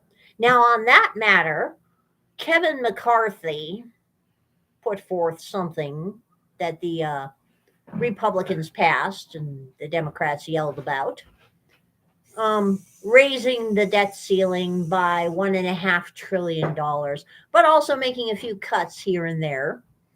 Chuck Schumer, I believe it was, over in the Senate, is calling for an immediate investigation, saying that this is unacceptable and ridiculous. And Joe Biden is still of the firm belief that one can raise the debt ceiling by trillions without cutting anything anywhere. If the goddess took drugs, the goddess would want some of whatever that man is taking these days, which heaven only knows, because I'll tell you, the difference between Lord Malarkey at the White House Correspondents' Dinner and Lord Malarkey a few days before when he met with a military football team and when they were trying to present him with his commemorative jersey and helmet and football, he took the jersey and then turned his back and totally ignored them and started wandering around the room looking for an exit. Somehow he went from that to stunningly articulate at the White House Correspondents' Dinner. And if anyone missed it, yeah, we saw London, we saw France, we saw Chrissy Teigen's underpants. That dress was bizarre. That's all the goddess will say about that dress. So, on to Treasury Secretary again, Yellen the felon. In a letter to House Speaker Kevin McCarthy, as well as other bipartisan leaders, Treasury Secretary Janet Yellen said the United States could breach its debt ceiling as soon as June 1st. Bearing in mind, we went over the limit back in January, and they've been supposedly taking extraordinary measures ever since then. In her letter, she said, after reviewing recent federal tax receipts, people are still paying taxes? Oh, that's so last year. Our best estimate is we will be unable to continue to satisfy all the government's obligations by early June, potentially as early as June 1st, if Congress does not raise or suspend the debt limit before that time. The implications of reaching the X date, the time when the Treasury will not have enough cash to meet all its obligations, spoiler alert, it doesn't now. Before Congress, the Senate, and the administration reach compromise and pass legislation that will either raise or suspend the debt ceiling are profound. The economic effect of this unprecedented event, well, not really, we've defaulted before.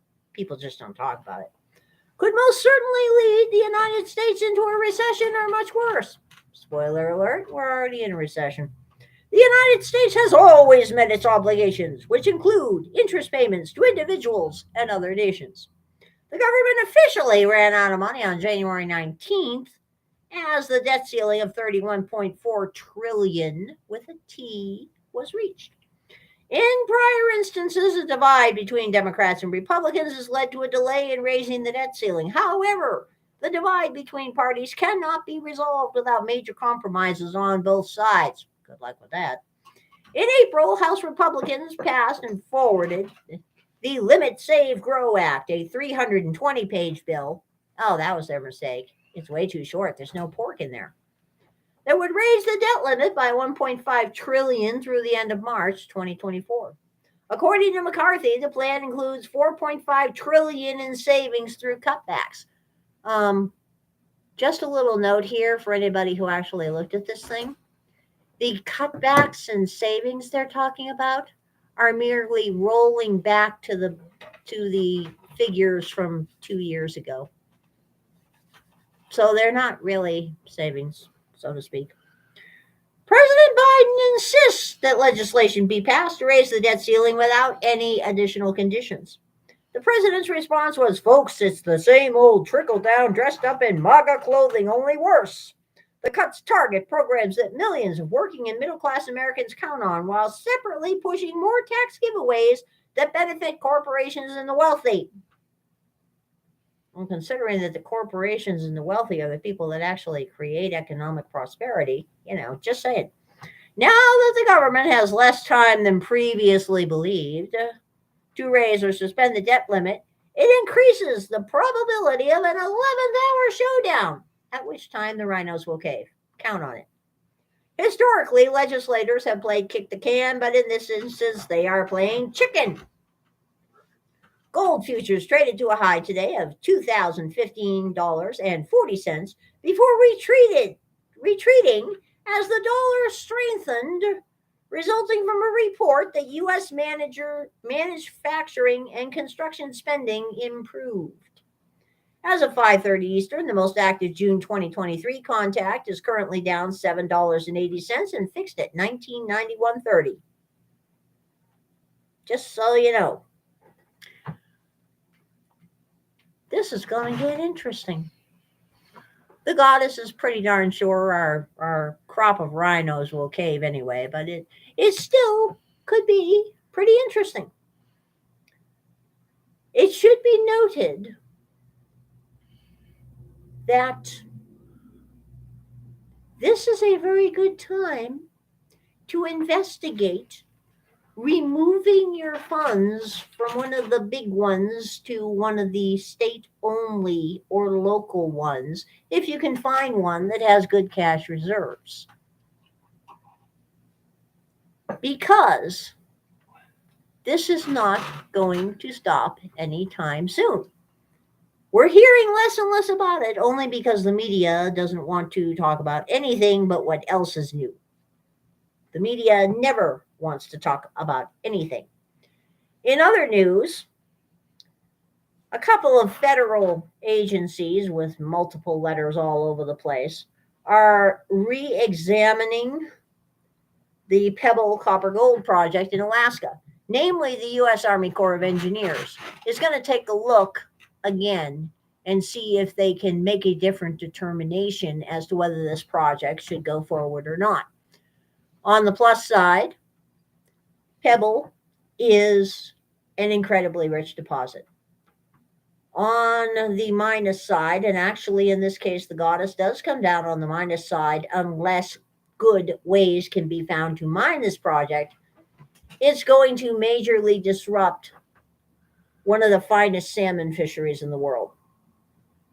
As much as the goddess likes copper, and as much as the goddess understands that everybody else likes that funny yellow stuff, the goddess would rather have healthy salmon. Just saying. Hi, Tricky. That's just the way that goes. In other random news from out there, the state of California, on its quest to personally, as a single state, save the entire planet from global warming, is passing legislation that will eliminate diesel semi-trucks in the state after, I believe it was 2037. They're also drafting legislation that will end the use of diesel locomotives in the state. They haven't said anything about the electric diesel locomotives that are running around out there. But yeah, the electric's only it's the equivalent of the transmission. Yeah, they're gonna. Well, the point is, they will single-handedly save us from the dreaded climate change. Yeah, I mean that's the whole all of those will point be outlawed. Of this. Every locomotive we use. Gold price down after crossing $2,000 as robust U.S. data counters banking woes. Gold gave up all its gains in volatile trading on Monday following the release of better-than-expected U.S. manufacturing data in the run-up to the Federal Reserve's rate hike decision. Spoiler alert, those numbers will get adjusted in a couple of months, just like they have the last 3 times, and everybody's ignored it. Spot gold was down 0.3% at $1982.81 per ounce by noon Eastern Daylight Time after rising 0.7% to $2,005.73 earlier in the session. U.S. gold futures also lost 0.4% to $1,990.90 per ounce. U.S. manufacturing pulled off a 3-year low in April as new orders improved slightly and employment rebounded. Yeah. While construction spending increased more than expected in March. The stronger than expected data knocked down the metals market and boosted the dollar a little bit, said Jim Wyckoff, senior analyst at Kitco Metals, in a Reuters note. The dollar index gained 0.3%, making greenback price bullion less attractive to overseas buyers. Heading into the session earlier, gold had rebounded above 2,000 as traders took stock of news that J.P. Morgan Chase would buy most of First Republic's bank access after regulators seized the troubled lender over the weekend. You notice how they always have a habit of seizing these troubled lenders over weekends. This is something that you should keep an eye on because when the poo-poo does hit the oscillating device, it's going to happen on a Monday. The goddess is pretty darn sure of that. The move was definitely premature. We used some of that opportunity to try and capitalize on taking some positions off on that move upwards, said Philip Streibel, chief market strategist at Blue Line Futures in Chicago. The Federal Open Market Committee will meet on May 2nd to 3rd, and the market largely expects a 25 basis point interest rate hike.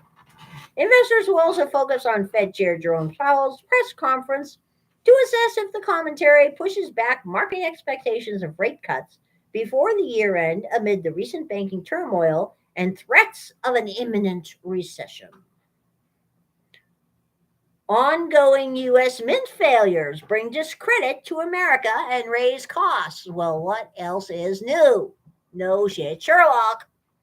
We are 1/3 of the way through 2023, and it has certainly been interesting in the bullion markets thus far. The year opened with supply and demand for coins, rounds, and bars pretty well balanced. Demand surged when failure of Silicon Valley Bank awakened investors to the possibilities of systemic problems among smaller and regional banks. In the background, gold and silver prices have been drifting higher. For the moment, retail bullion demand is eased and the market seems to be taking a breather. Things can change quickly, however. For example, FDIC regulators just arranged a distressed sale of First Republic Bank to J.P. Morgan, and more banks could run into trouble. Rising interest rates are destroying bank balance sheets, and the problem figures to get worse with the Fed expected to hike rates again this week.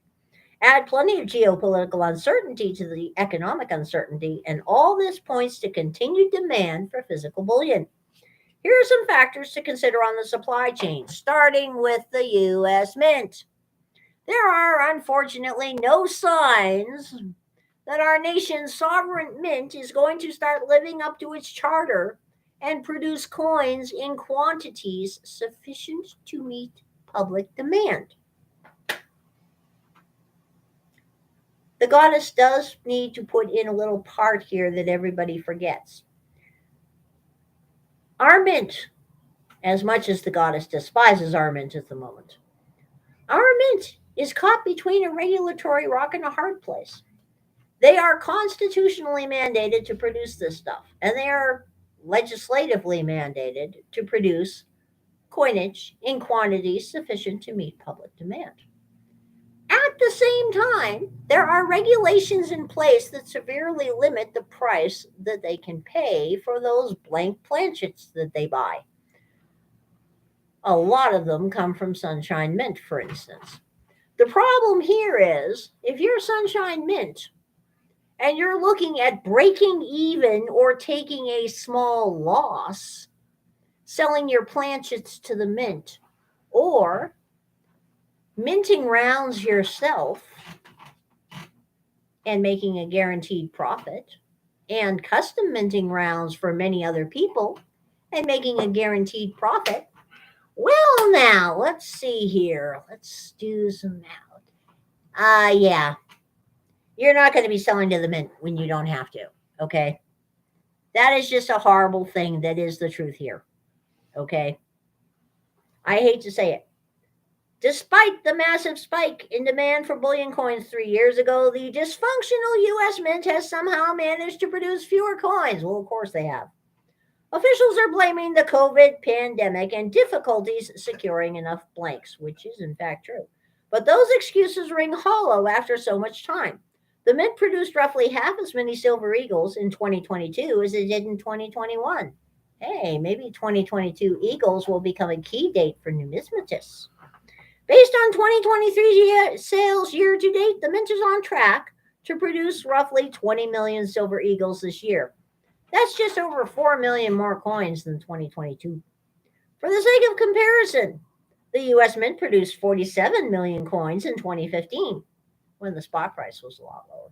And overall, coin demand in that year was well below the current level. Premiums for gold and silver eagles are at all-time highs. Boy, they got that right. Because of shortages caused by the Mint's embarrassing production failures. Yep. This also contributed to demand for alternative products and put pressure on those premiums as well. The good news is other producers, both private firms and foreign governments, have been rising to the occasion. Most mints and refiners around the world have added significant capacity. When demand for bullion first surged in March 2020, dealer inventories evaporated within days. Lead times for delivery extended to several weeks. That's beginning to happen again, by the way. The recent surge in demand was significantly larger than anything we have seen in the past, but lead times at Money Metals Exchange moved out briefly by only a few days. Yes, they're plugging their business, and I don't have a problem with that because they're good. Putting aside the inexcusable problems of the U.S. Mint, the industry's increasing capacity bodes well for investors. Premiums on physical metal probably aren't going back to pre-pandemic levels, but they are moderating. Now, in that regard, the goddess should note that the biggest bargains right now, for some bizarre and unaccountable reason, happens to be maples. Just about everybody the goddess talks to has been reporting the lowest premiums on foreign sovereign coinage are maples and philharmonics, followed by Britannias and Australian Perth Mint products, with kookaburras being by far the most popular. The new kangaroo is just not very inspirational. And don't even bother looking at the new gold kangaroo. People, it looks like a velociraptor on steroids crossed with a llama, okay? It's the only ugly thing that the goddess has ever seen Perth produce. It's distressing.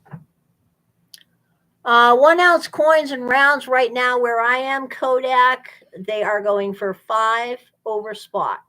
For silver. For silver. For gold, it is a $100 per ounce premium, so about a 5% premium on the gold products.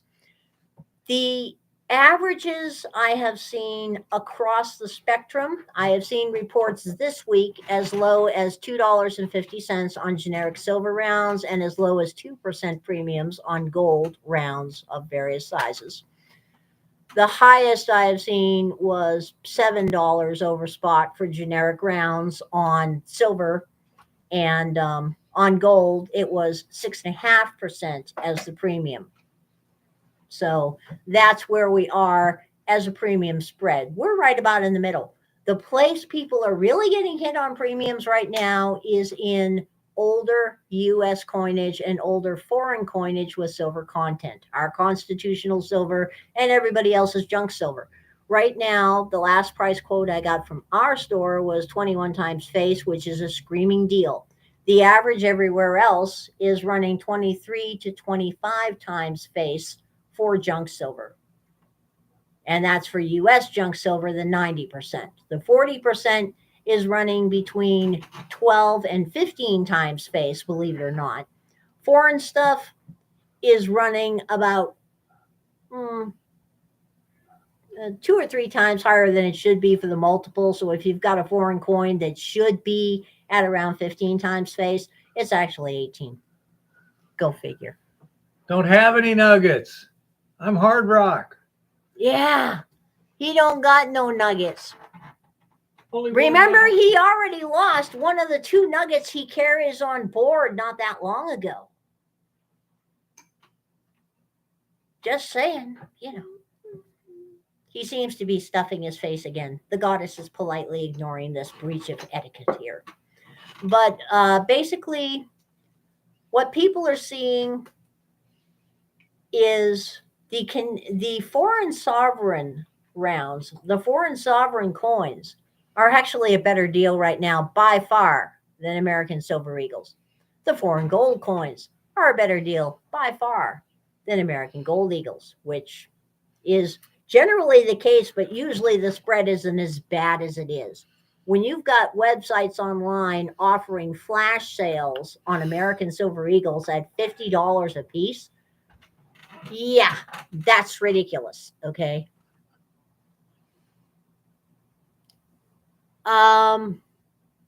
Blind dude wants to know how much black sand would be a batch. Batch of what? Yeah, that's the question. A batch of what? You mean like at the mill, or what are we talking about here? Not sure, Bear. Well, and yeah, honey, as a matter of fact, Perth Mint is still in trouble again. With the Chinese, not that I necessarily trust the Panda Patrol, but the Panda Patrol is claiming that Perth sold them some adulterated gold. The good thing about silver is unless you're buying coins from Panda Land or you're buying silver online at eBay or Amazon, you're not going to find all that many counterfeits. That said, the counterfeit market for rounds and bars is going huge right now.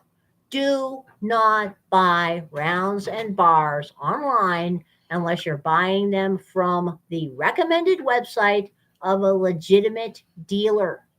Okay, people? Because literally they're everywhere right now. Hi. Hi, Mavis. Hello, Mavis.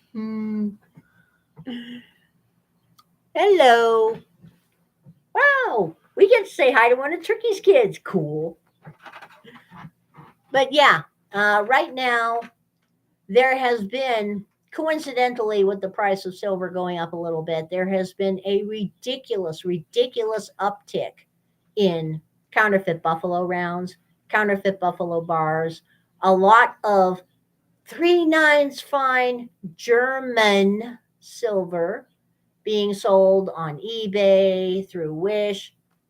AliExpress, I'm hoping that anybody with the IQ above room temperature has never, ever thought about buying metals on Ali to begin with. But AliExpress, Amazon is rife with counterfeits of all time. As a matter of fact, define German silver. German silver has no silver in it at all. Okay, it's base metal. It's nickel, zinc, tin, etc. Just saying. But despite Jeff Bezos trumpeting all over the place last year about how they had cleaned up the site and that counterfeiters were being dealt with without mercy over there on Amazon, the number of counterfeiters on Amazon has probably tripled in the last year. And they're beginning Is to what focus more magic? on metals. Tricky. My hand signals? Yeah, it is definitely magic, Mavis. We're hoping it makes the price of metals go up. No, it's just comedy. Yeah, I know. No, seriously. He's just trying to be funny, okay? He's just trying to be funny. Uh-huh. It has exploded exponentially, honey bunny. It's gotten ridiculous out there. So, AppMix, the website, still has some of the highest premiums out there. However, AppMix also has an official portal and an official store available on Walmart.com, which is still one of the best places to get their products. If you buy on Walmart, make sure the listing says it ships direct from AppMix. Okay. Money Metals is a good website. They tend to have reasonable prices. They honor their shipping, etc. Yes, it's totally magic. I'm a goddess. I see everything. That's what the hat is for, Mavis. The hat lets me see everybody, and you are really pretty. Just letting you know. AppMix does have some good deals now and then, but if you want to see the best deals, you have to sign up for their push notifications on the smartphone. JM Bullion, the same way. They have some really good deals now and then. You got to jump on them and you need to sign up for push notifications or emails. But if you're going to be buying online, you want to start making sure that you are sourcing directly from one of the big names, because there's way too much bad stuff out there now. Just way too much. Aw. Okay, Mavis, you can be shy. Shy is good for girls. At any rate, prices are going up again, and just so you know, it's funeral season in Helena. It may be funeral season elsewhere, but it's funeral season in Helena, which kind of stinks. Half of this is because the ground finally unthawed enough so that people could be planted. The other half of this, who knows? It's just a thing that happens. Just saying. Anyway, prices are going up again. Tuna is definitely on a far stronger trajectory than any of the other canned fishes at the moment. Pork loins are on an increasing trajectory. Chicken leg quarters are holding stable, but the number in the bag indicates that they're beginning to move to early process on a lot of the chickens, which is probably due to shortages of feed and tightening costs in the processing chain. They can't hold them long enough to get to full market weight. So if you haven't backed up the truck and stocked the freezer, this is probably a good time to do it. If you haven't backed up the truck and stocked up your silver and gold stack, this is definitely a good time to do this. If you haven't started short selling banks on the stock market and divesting yourself of bank stocks other than JP Morgan and Bank of America, though personally you couldn't pay me to own Bank of America stock, this is really a good time to do it. And remember, if you don't hold it, you don't own it. Bye-bye. And bye-bye, Mavis.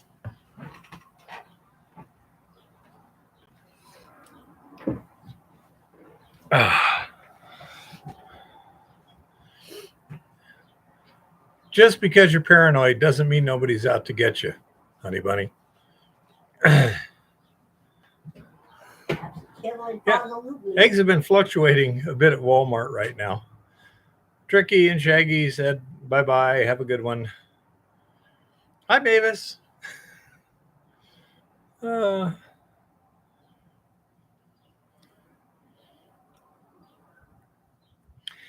think a lot of people, honey bunny, are starting to invest in their own production.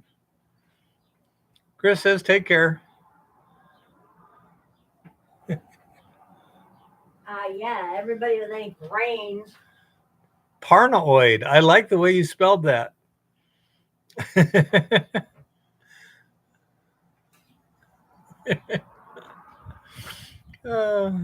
Anyhow, and the gentleman that sold us the KD3 solution is apparently still alive and still has some left. So he's going to replace the stuff that we lost. And Archie Stutenroth is still building stuff. So we're going to be buying a set of impactors from him for the mill and get those in there. Everything's going pretty well at this point. I feel pretty comfortable. Yes, I explained the whole situation, even sent him a picture of the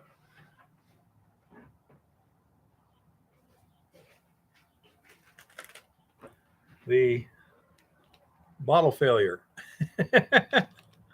So, yes, he's worried. He says he's never seen that happen before. So I don't know what's going on. I forget who it was before we actually started the live stream who suggested perhaps it was something on the shelf that this stuff was on.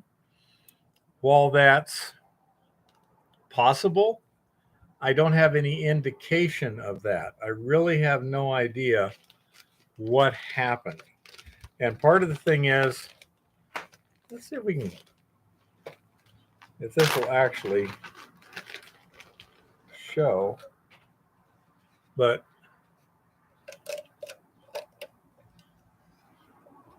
it feels like the plastic is thicker up here. Some of that would be due to the reinforcing of the top, but I mean, it really feels like down here it's way thinner. So it's almost like, and maybe it, because it was getting cold or whatever, it kind of precipitated and all the stuff came down here and did something. I really don't know. No, it couldn't be exposure to sunlight because these were in cabinets. Okay. It's also doesn't seem to be, well, it does seem like this side is a little thinner than this side. Let's see if we can do it this way. We have fluorescent light, so that would produce some ultraviolet, but no welding or anything like that.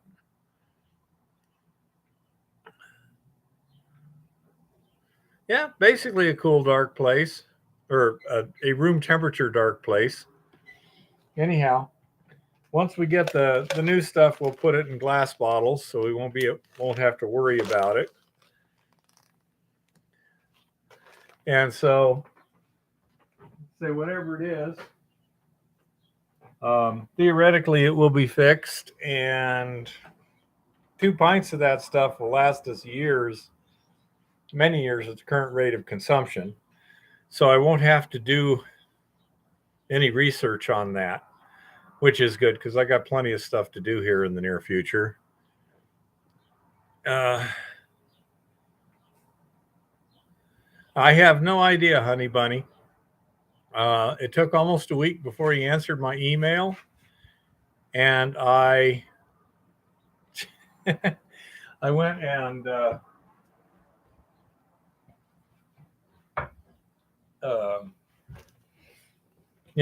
sent him a return email, which he has not answered last I checked, because Lauren wanted a bottle of this stuff. So I asked him if I could buy another bottle for Lauren, and he has not responded. Now I have, he just said he's never seen it happen before. In another 1 or 2 days, I'll get my Social Security check in the computer. And so then I'll call him. I do have his phone number. And I'll start putting forth more of an effort. No, I get the feeling he's a very sincere guy. The stuff's been around a long time, but the guy who did the chemistry on it, I think, has died. And so he's just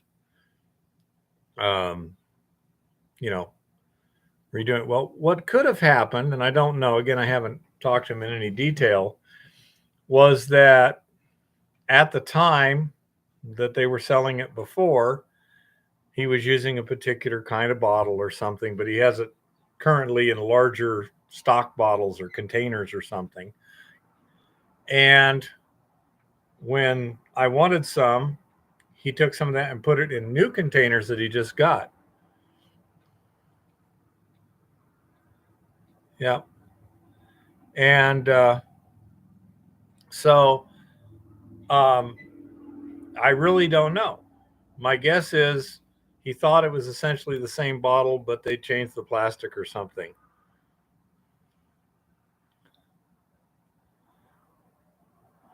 Yeah, Trevor, but you got to look at the size of the bank. The small banks are the ones that they're going to let go belly up, and then they'll be bought out by the big banks. So, they'll save the depositors, but not the shareholders, apparently. At least that's what happened with the last one. I would suspect the same thing, Honey Bunny. Say, all I know is the next batch I get is going straight into glass bottles. They're already on order, on the way. Let's see how soon they're going to get here. Good question. Where's my orders? Here.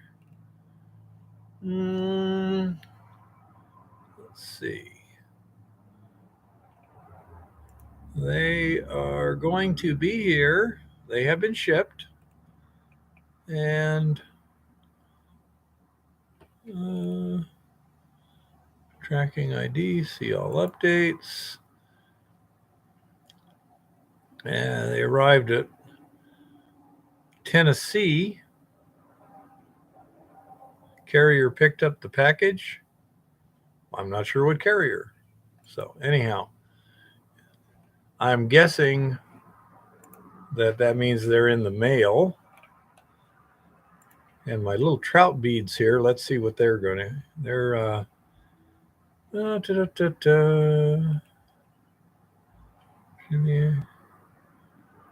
buy again. Tracking info, doesn't say. See all updates. There we go. Carrier picked up the package. That's pretty useless. So anyhow, yeah, it's kind of tricky finding just the right size and the right color bead for catching the trout.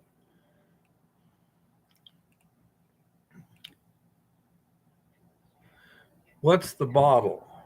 I don't know. I suspect that the information on that would have been on the bottom of the bottle, which is now missing. It's white plastic. That's all I know.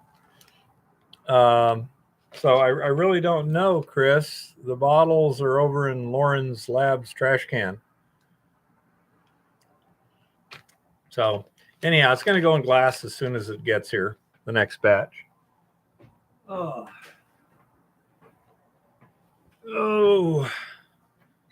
Yeah, that's my thought, Honey Bunny. If I think, but I'm betting Clara's already emptied the trash over there. She's very, very good at that.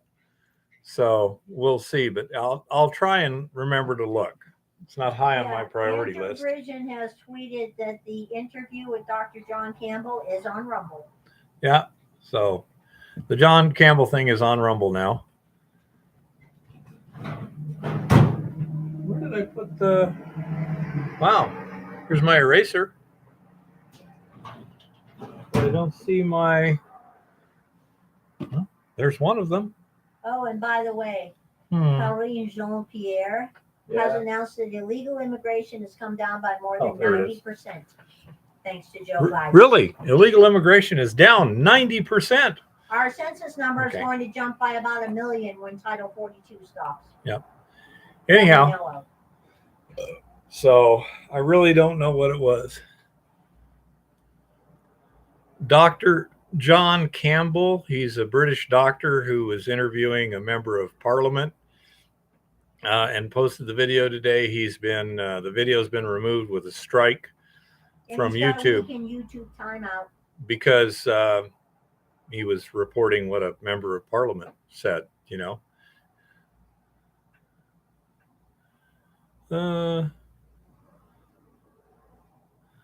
were just up in the Angeles forest. So how are the conditions there, Mr. Guzman? Plans for Montana Bee this year. Okay. On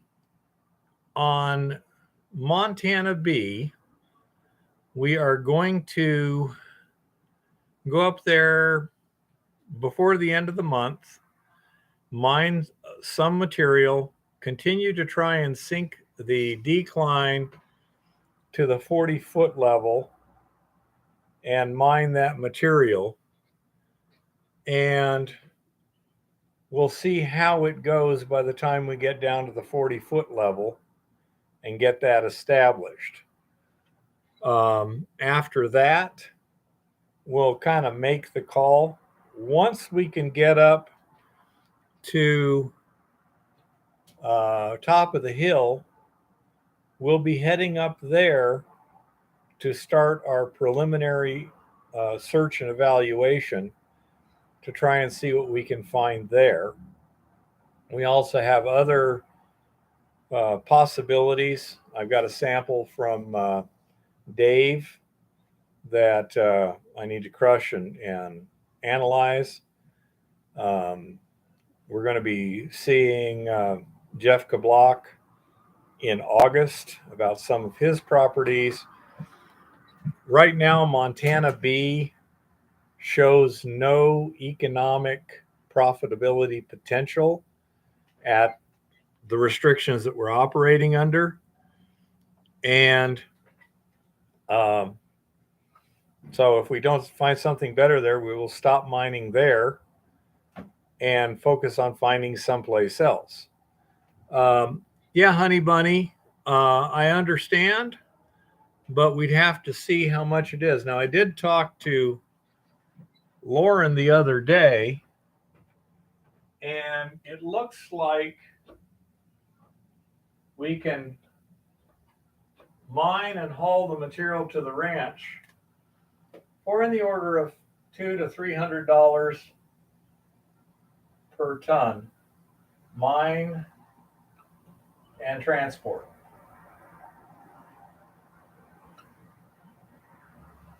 We should be able to grind it and process it for $20 to $30 a ton,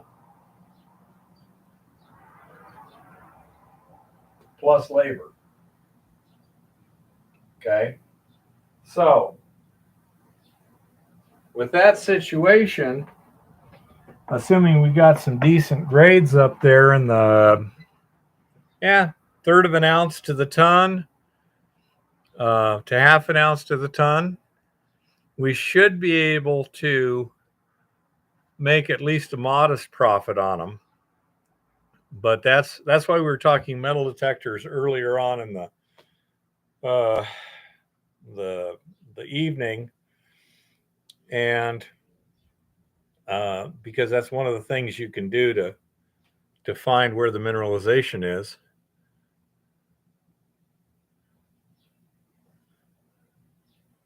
That's confidential, John.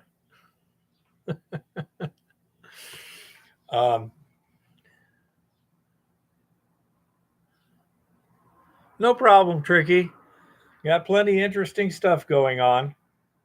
So we will see what we will see. And so those are kind of our plans for this summer. It's very nebulous for the simple reason that Montana Bee is not running the grade it was supposed to run. The chip samples turned out to be, they didn't extrapolate into the bulk material.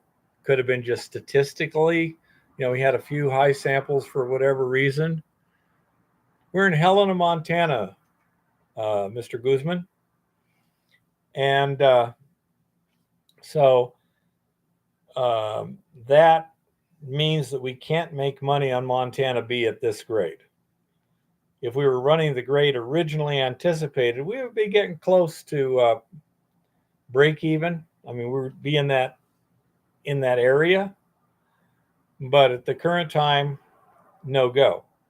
So we got to find some better grade. There's also other mineralized zones and old mines in that area that are on the claim owner's property that we can explore and sample. We can look for other showings. And one of the things I'd like to do is get a mineral light, because the replacement vein that we call the pack rat structure is, what do you call it? In dolomite, or appears to be dolomite. And so we might look for other dolomite structures. Yes, Guzman, I do. If you want to email me, I can forward it to Lars. I have his email and his phone number. And here's my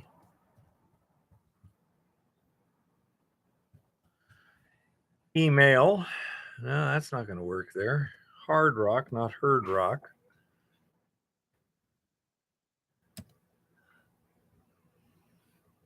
Okay, there's my email, Mr. Guzman. And if you email me, I will forward it on to him. I do not have his permission, just hand out his contact information. So therefore, I can send yours to him and you guys can go from there. Yeah, I know calcite is too, and that might also get, might be interesting also. But that, to me, that sounds like a possible way we could find where we might locate similar type deposits. We've also got to say we got 1, 2, 3 old mines there that ooh. So the new mill would be the one ball mill. Is that what you're saying, Shiny?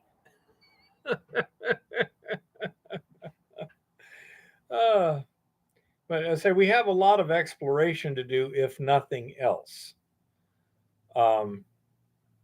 But currently, we're hoping to find some good ore somewhere fairly quickly. We shall see.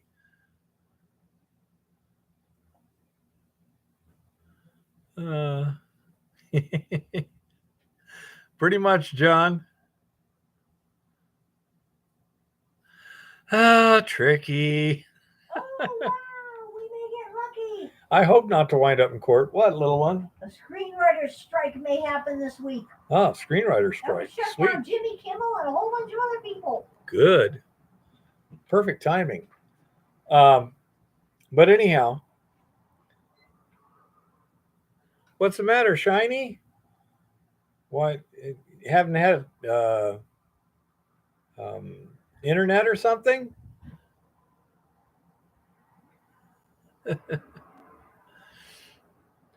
Yeah, I say we got loads of possibilities to work on besides Montana B, and we shall just see what happens.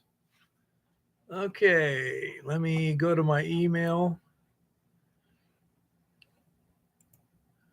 Let's see, let's reload it and see if it showed up here.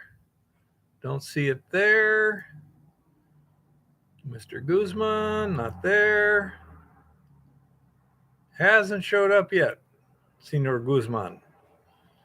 We'll give it a few minutes. Sometimes it takes a few.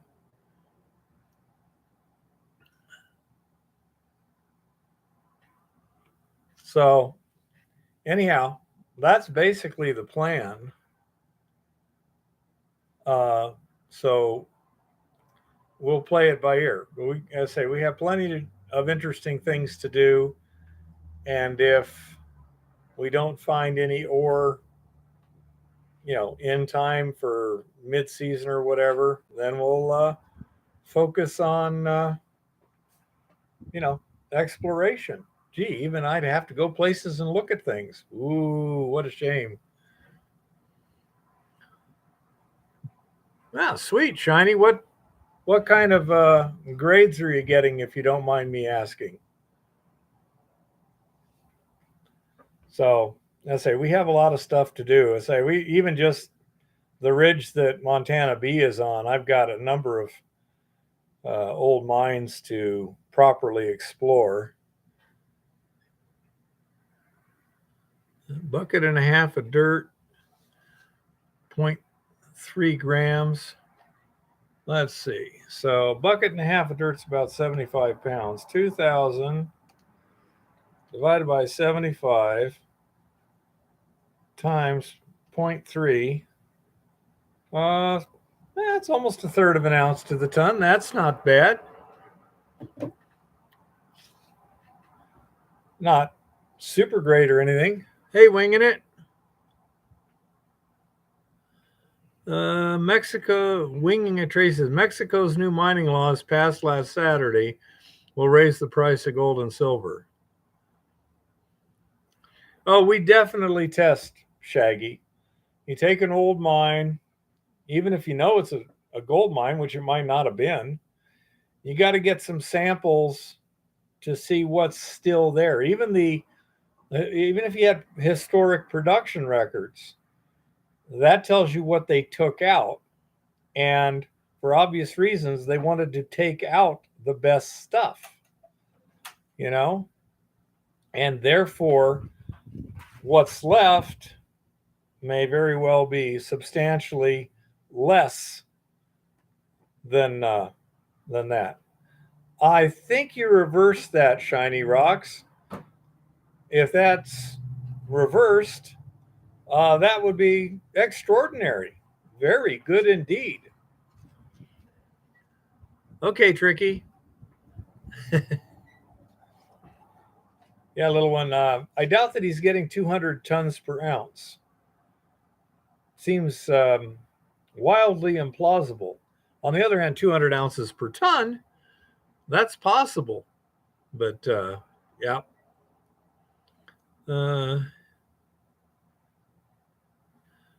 So, I say, we shall find out a lot of things this summer. But at this point, it does not look like routine production. Not unless that grade really picks up, which it very well may do over there at that. By the way, little one, remind me to take some bleach with us. I need to put some bleach on the midden down there on the 40-foot level. Yeah. You know?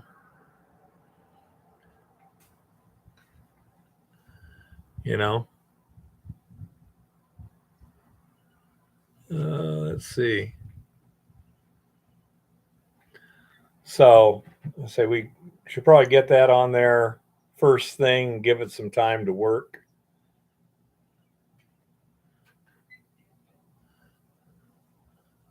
Paetgouse? Huh? So, anyhow, we shall see. We shall see. Once I get the truck running, got at least 3 or 4 trips up to Montana B.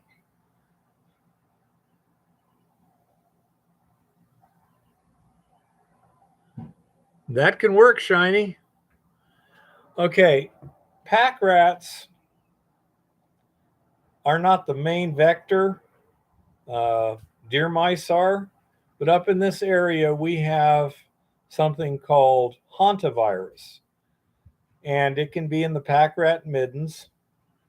And therefore, the idea is you soak the middens with a dilute bleach solution, and it will kill any virus so that when I move it, because when I move, it also will keep the dust down.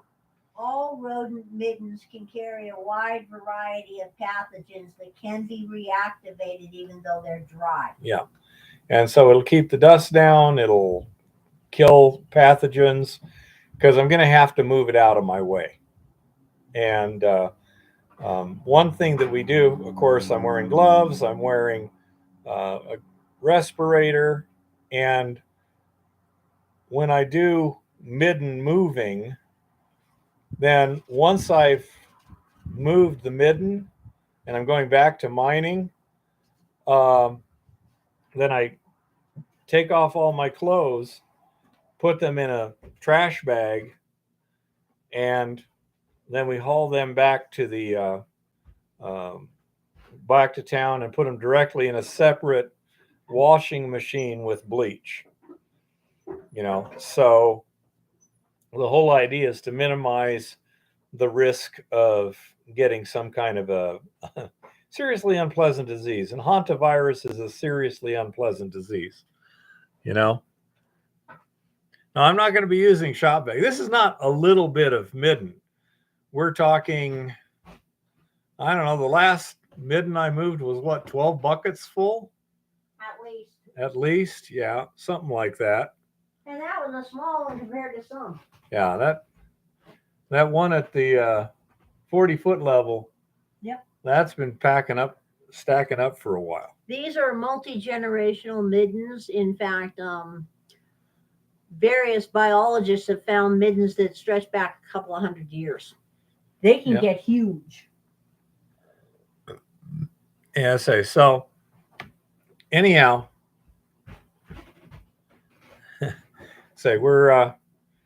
we have to deal with that little situation, but once we get past the 40-foot level, we won't have to deal with pack rats anymore for a while. Another possibility would be at the bottom of the lower decline where the pack rat structure still continues down dip, but it's shrunk down to about a 6-inch wide structure running quarter to half an ounce to the ton. And considering it's horizontal and I'd be heading into it this way, then it would be a much bigger stripping ratio than the perpendicular vein. That's one reason we picked the perpendicular vein. But also we were able to sample for a long distance down, like 130 feet of depth.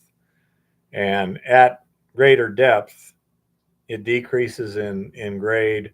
And you can also see the mining effort drop dramatically. So anyhow, we have a lot of work to do there before we pack it up for good. Is that where the tour of the Gila is? Silver City? How much water can we transport effectively per run? To Montana B, if we put lids on 5-gallon buckets, we could transport quite a lot, and then we could haul it up, to the decline pretty easily also. I mean, everything is designed to move buckets, and I could pull buckets of water up that high line as easily as I can well, not quite as easily, but fairly easily as well, as sending full buckets of ore down. I'm not that patient, Kodak. So, as I say, we can do that. When we go up to top of the hill, another thing that we can theoretically do is we do have an empty IBC sitting at the ranch that we could use for water. It's been washed out. It's been used for water for a drilling project and stuff. And okay, Honey Bunny, sounds good. Let me go back to where you left that link there.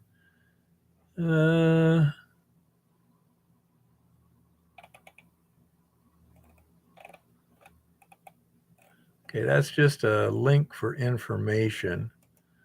Okay. Okay, got it. That'll keep it there. And OxyClean, huh? Okay. No, we do not have wet core drilling abilities. However, I know someone who may acquire those. Okay. So that may become a possibility. And we'll worry about that at the time.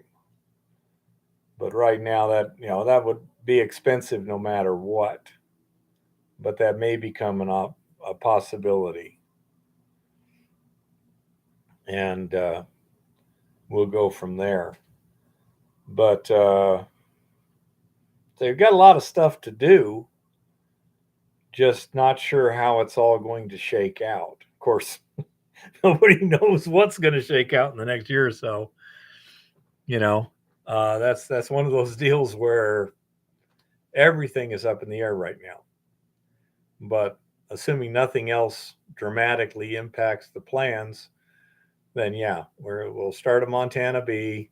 We'll continue down the middle decline to the 40-foot level and clean up the midden and evaluate at that point. Because then just below that is where it should start getting even significantly better. So we may go a little bit below that, don't know. We shall see what we shall see. But it's an interesting situation. Say, no matter what happens, Eve and I are going to have a very interesting summer, one way or another. So we shall go from there. Right now, not working too hard, not much to do because I don't have a truck, so we can't go get some more ore. At the mill, have to talk to the boss and see what he wants to do about expanding that lab, how much effort he wants to put into it, how soon, determining, because of costs, etc., whether he wants us to just keep, doing what we've been doing for now. Got to get the mill back operational. Got to get the rain covers off. Got to fill up the tanks. And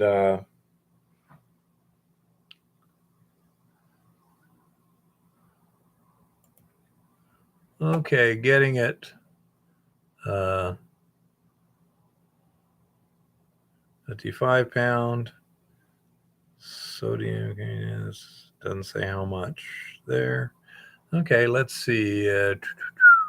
Save. Got it. Thank you, honey bunny. So, anyhow, not sure how much effort there, but I also have to put the snorkel on the Stutenroth mill. The RC46, I can pretty much rotate it so that the engine is into the wind. It's on wheels and I can easily rotate it whenever I need to, so that as a general rule, I can keep the dust blowing away from the engine. The Stutenroth, on the other hand, is stationary. It ain't going to move. So the plan is to take a relatively small diameter plastic tube, run it up that crane so that it goes up to the top and has a little down there to keep the rain out of it. Take that to the air cleaner housing, hook it up to that, and plug the other holes in the air cleaner housing, and thereby keep a much cleaner airflow into the engine. So I got that to do. Got to replace, got a hard face and replace the impactors on the Stutenroth. Got to rebuild the RC46. I got 2 weeks to do that before we're putting the engine in the truck. And by then, I need to be kind of ready to rock and roll. Shouldn't be too hard, not stressing out. And so everything looks pretty good.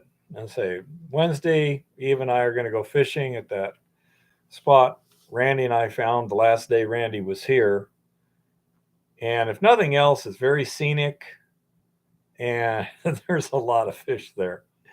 And I got a number of ideas on how to catch them.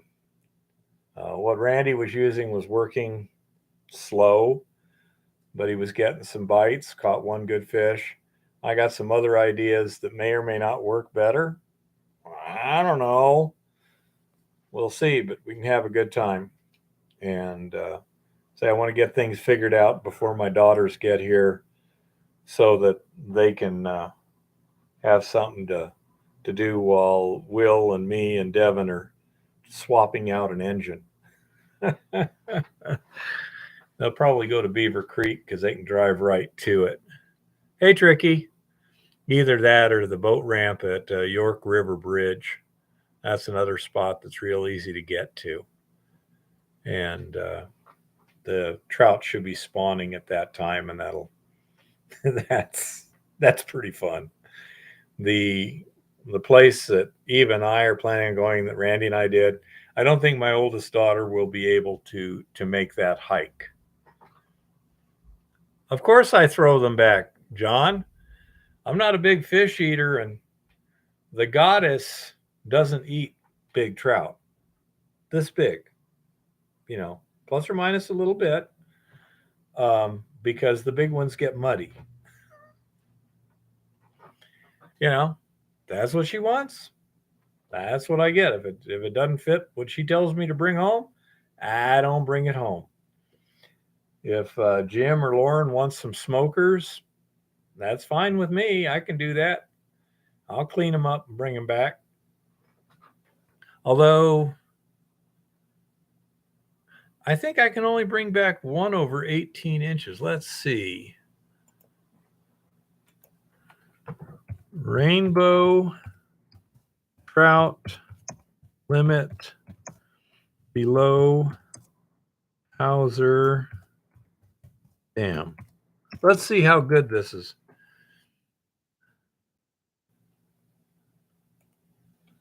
Okay. Detail flying. Well, large bounds are all 2 techniques. Let's see. What do we got here?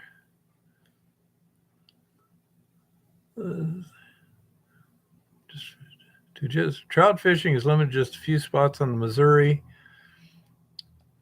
and just 130-mile section between Holter and Cascade offers prime trout fishing. Lower half fishing between Three Forks, between Hauser Dam and Holter Lake. Yep, that looks like from Beaver Creek. Let's see.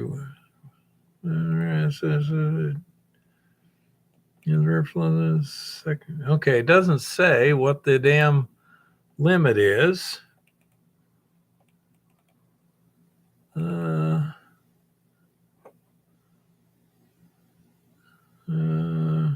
Montana Field Guide. State record is 33 pounds. Okay.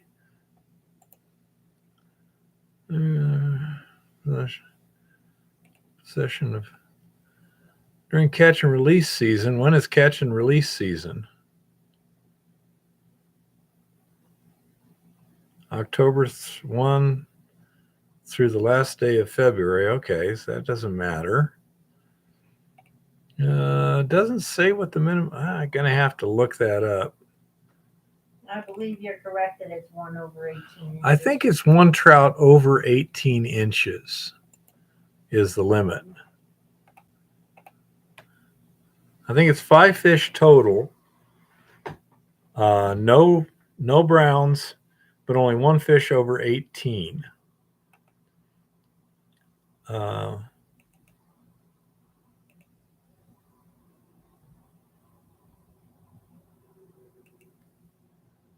Take care, Ricky.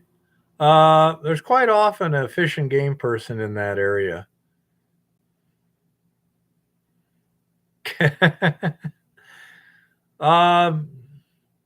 Tricky. I don't know why you would want one of those. For personal use, or Correct. Rainbow trout. Yep. I say I'll double check the thing. I say I'm not planning on bringing home any of the big ones anyhow. We'll just catch and release. But when I was at Hauser Lake, they were keeping them.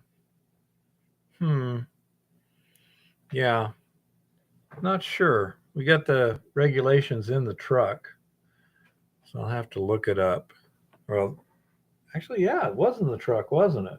Mm-hmm. Okay. It was in the center console. Montana fishing. You should have gotten a new regulations.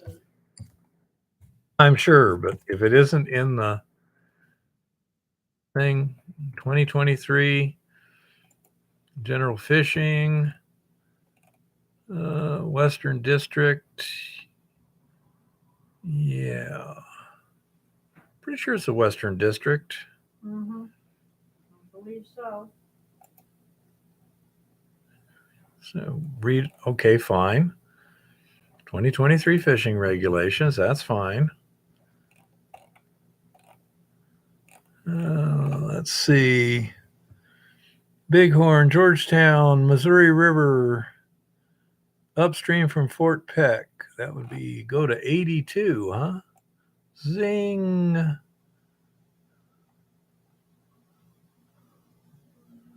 Boy, they're complicated. Missouri River, stream from Fort Peck to Fort Benton.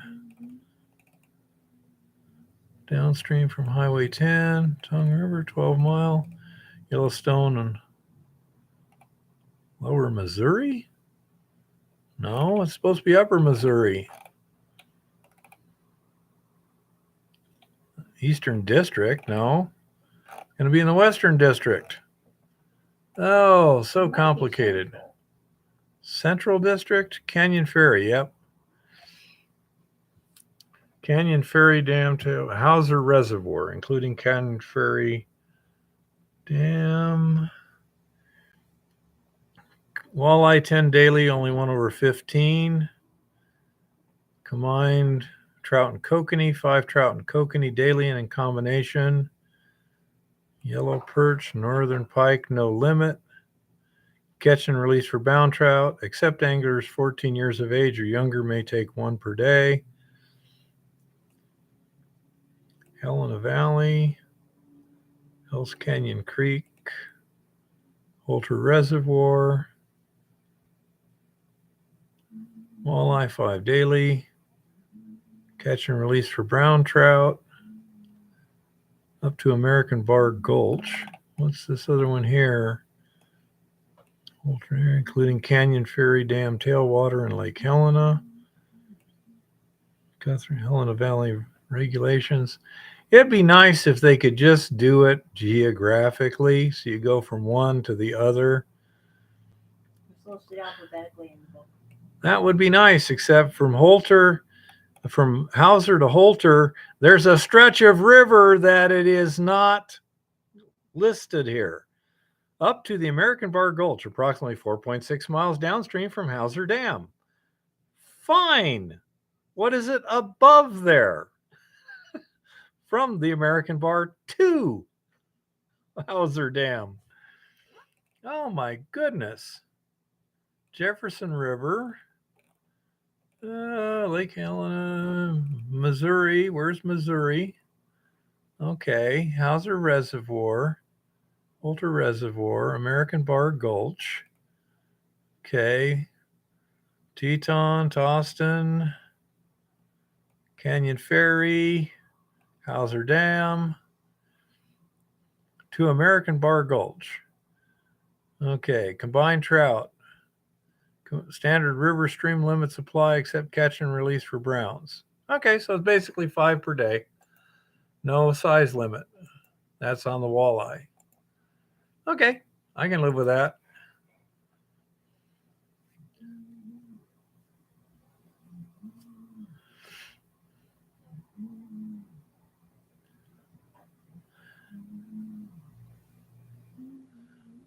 Gray along the spine. Okay, I'll try and remember that. It's not I don't think it's a problem on the Missouri River in Spring Meadow and a few other places maybe. The biggest trout ever caught was 15 miles from your house. You must be talking a lake trout, honey bunny. I think I say the biggest trout in Montana is like a 30-some pound brown trout.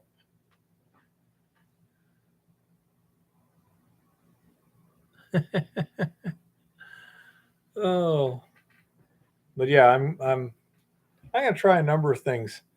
I'm thinking below Hauser Dam, it's got an interesting situation here right now. Let me show you. You have the dam here, spillway, and you have the powerhouse here, and then you have beaches here. Right now, there's a spillway open here, and it's pouring in here, and it creates a big vortex there. This just fans out there and goes here. So you got water going these directions. And you can walk out to about here on the rocks. And if I cast out here, the current will take it out to here. And I may try with a like an 8-inch Rapala, because this has got big browns in it. I mean monster browns. And so I can sit there and just let it go out there, and it's like trolling. I just move it around a little bit and let it swim. And so that's, something that would be fairly easy to do. Hey, John, take care. So that's my thought there. My daughter Heather got about a 2.5 pound brown right about here. Bonnie and I were fishing in this area where they didn't have a spillway open, just fishing these tail races from the powerhouse. And that would be more like in this area here. And we were slaying them one afternoon.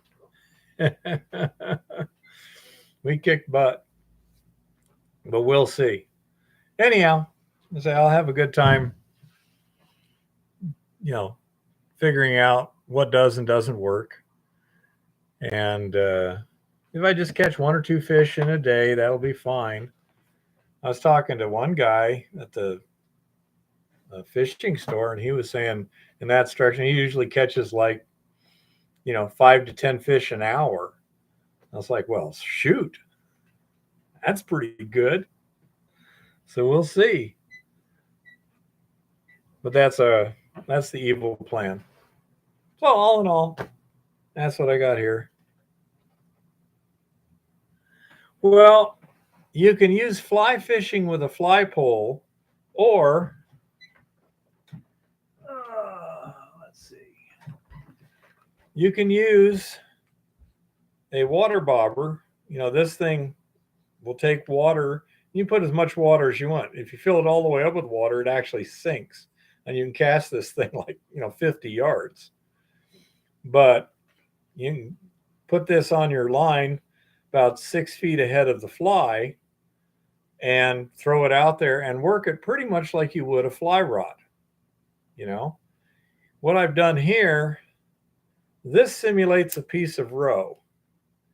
And a standard technique they were using the other year was you do this, the fish would bite this, and then you just yank on it and it would sling the hook into him. What I'm going to do is I'm going to try this fly here. The hook is a big enough gap so that if the fish bites this and I jerk it, it should slam the hook into the side of his head and I can get him. or he may just bite that directly. It'll be interesting to see what happens. And so and basically you can fly fish almost anything that you can fish with a fly pole, you can do with a spinning pole also, using one of those water bobbers. Now, this is a high visibility one because I got low vision. However, they do make them clear too, so that, you know, it's not going to be as easily detected. We'll see how well that works. I've got the clear ones, etc. The other pole I got rigged with just a row fly, and this is a much clearer bobber, so it's not going to be nearly as visible, but I should be able to see this. One of the problems with that clear bobber is you still have a lot of foam in the river from the spillway, so it makes it kind of hard to see. And so that's why I'm going to use the yellow ones to start with and see how that works. But we're planning on having a good time Wednesday there. Hopefully Lauren can make it later in the afternoon. And then we'll go from there. I'm also going to be taking some what do you call them? Mealworms. Brother says those work real good, floated the same way. And I say we'll just try different things and see what happens. I have no clue. So it's someplace new, but I find that watch the other fishermen, see what's working for them, kind of go from there. But the way I get to watch them is I sneak in there, fish next to them. You know? Why don't you just ask them? Oh, I often do. You know? But I say, we shall see what we shall see. Anything else, anybody? We made it to 3 hours, but not too many questions, so I didn't have too many answers. Wow, that hair's getting kind of ugly. Man. Even needs to get out the skizzers. Look at that. Where'd my ear go? Yes, I will cut your hair. My ears are gone. I'll cut your hair probably tomorrow night if you want me to. Sure. After your doctor's appointment. Well, after we get back. Well, tomorrow you got your doctor's appointment. I know.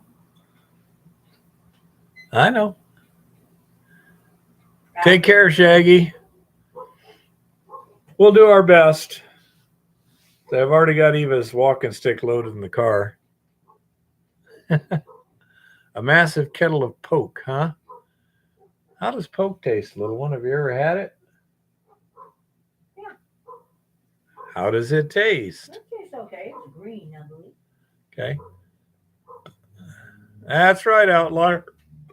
My basic methodology is I don't try and look classy. I just try and catch fish. You know? Well, that's déclassé. It's like, okay. You know? And your problem is? I'm déclassé. So, you know?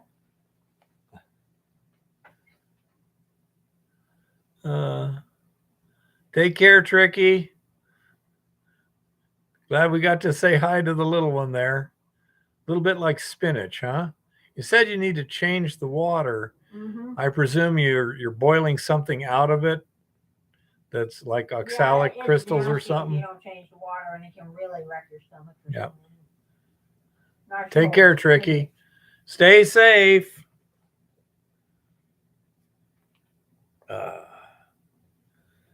Well, if anyone doesn't have any more questions or comments or something, I think I'll call it a night. Appreciate everyone showing up and everything. And we'll try and get some more interesting videos up this week and go from there. Yeah, poisonous before you cook it. What is it, like oxalic acid crystals or something? Take care, Chris. Oh, like a very weak form of ricin. Well, that's undesirable. Take care, Goldstream. Okay, well, I don't see anyone with any questions or anything. So I guess I'm going to call it a night. Thanks for showing up, everybody. You guys take care and be careful, and see y'all next week. There we go.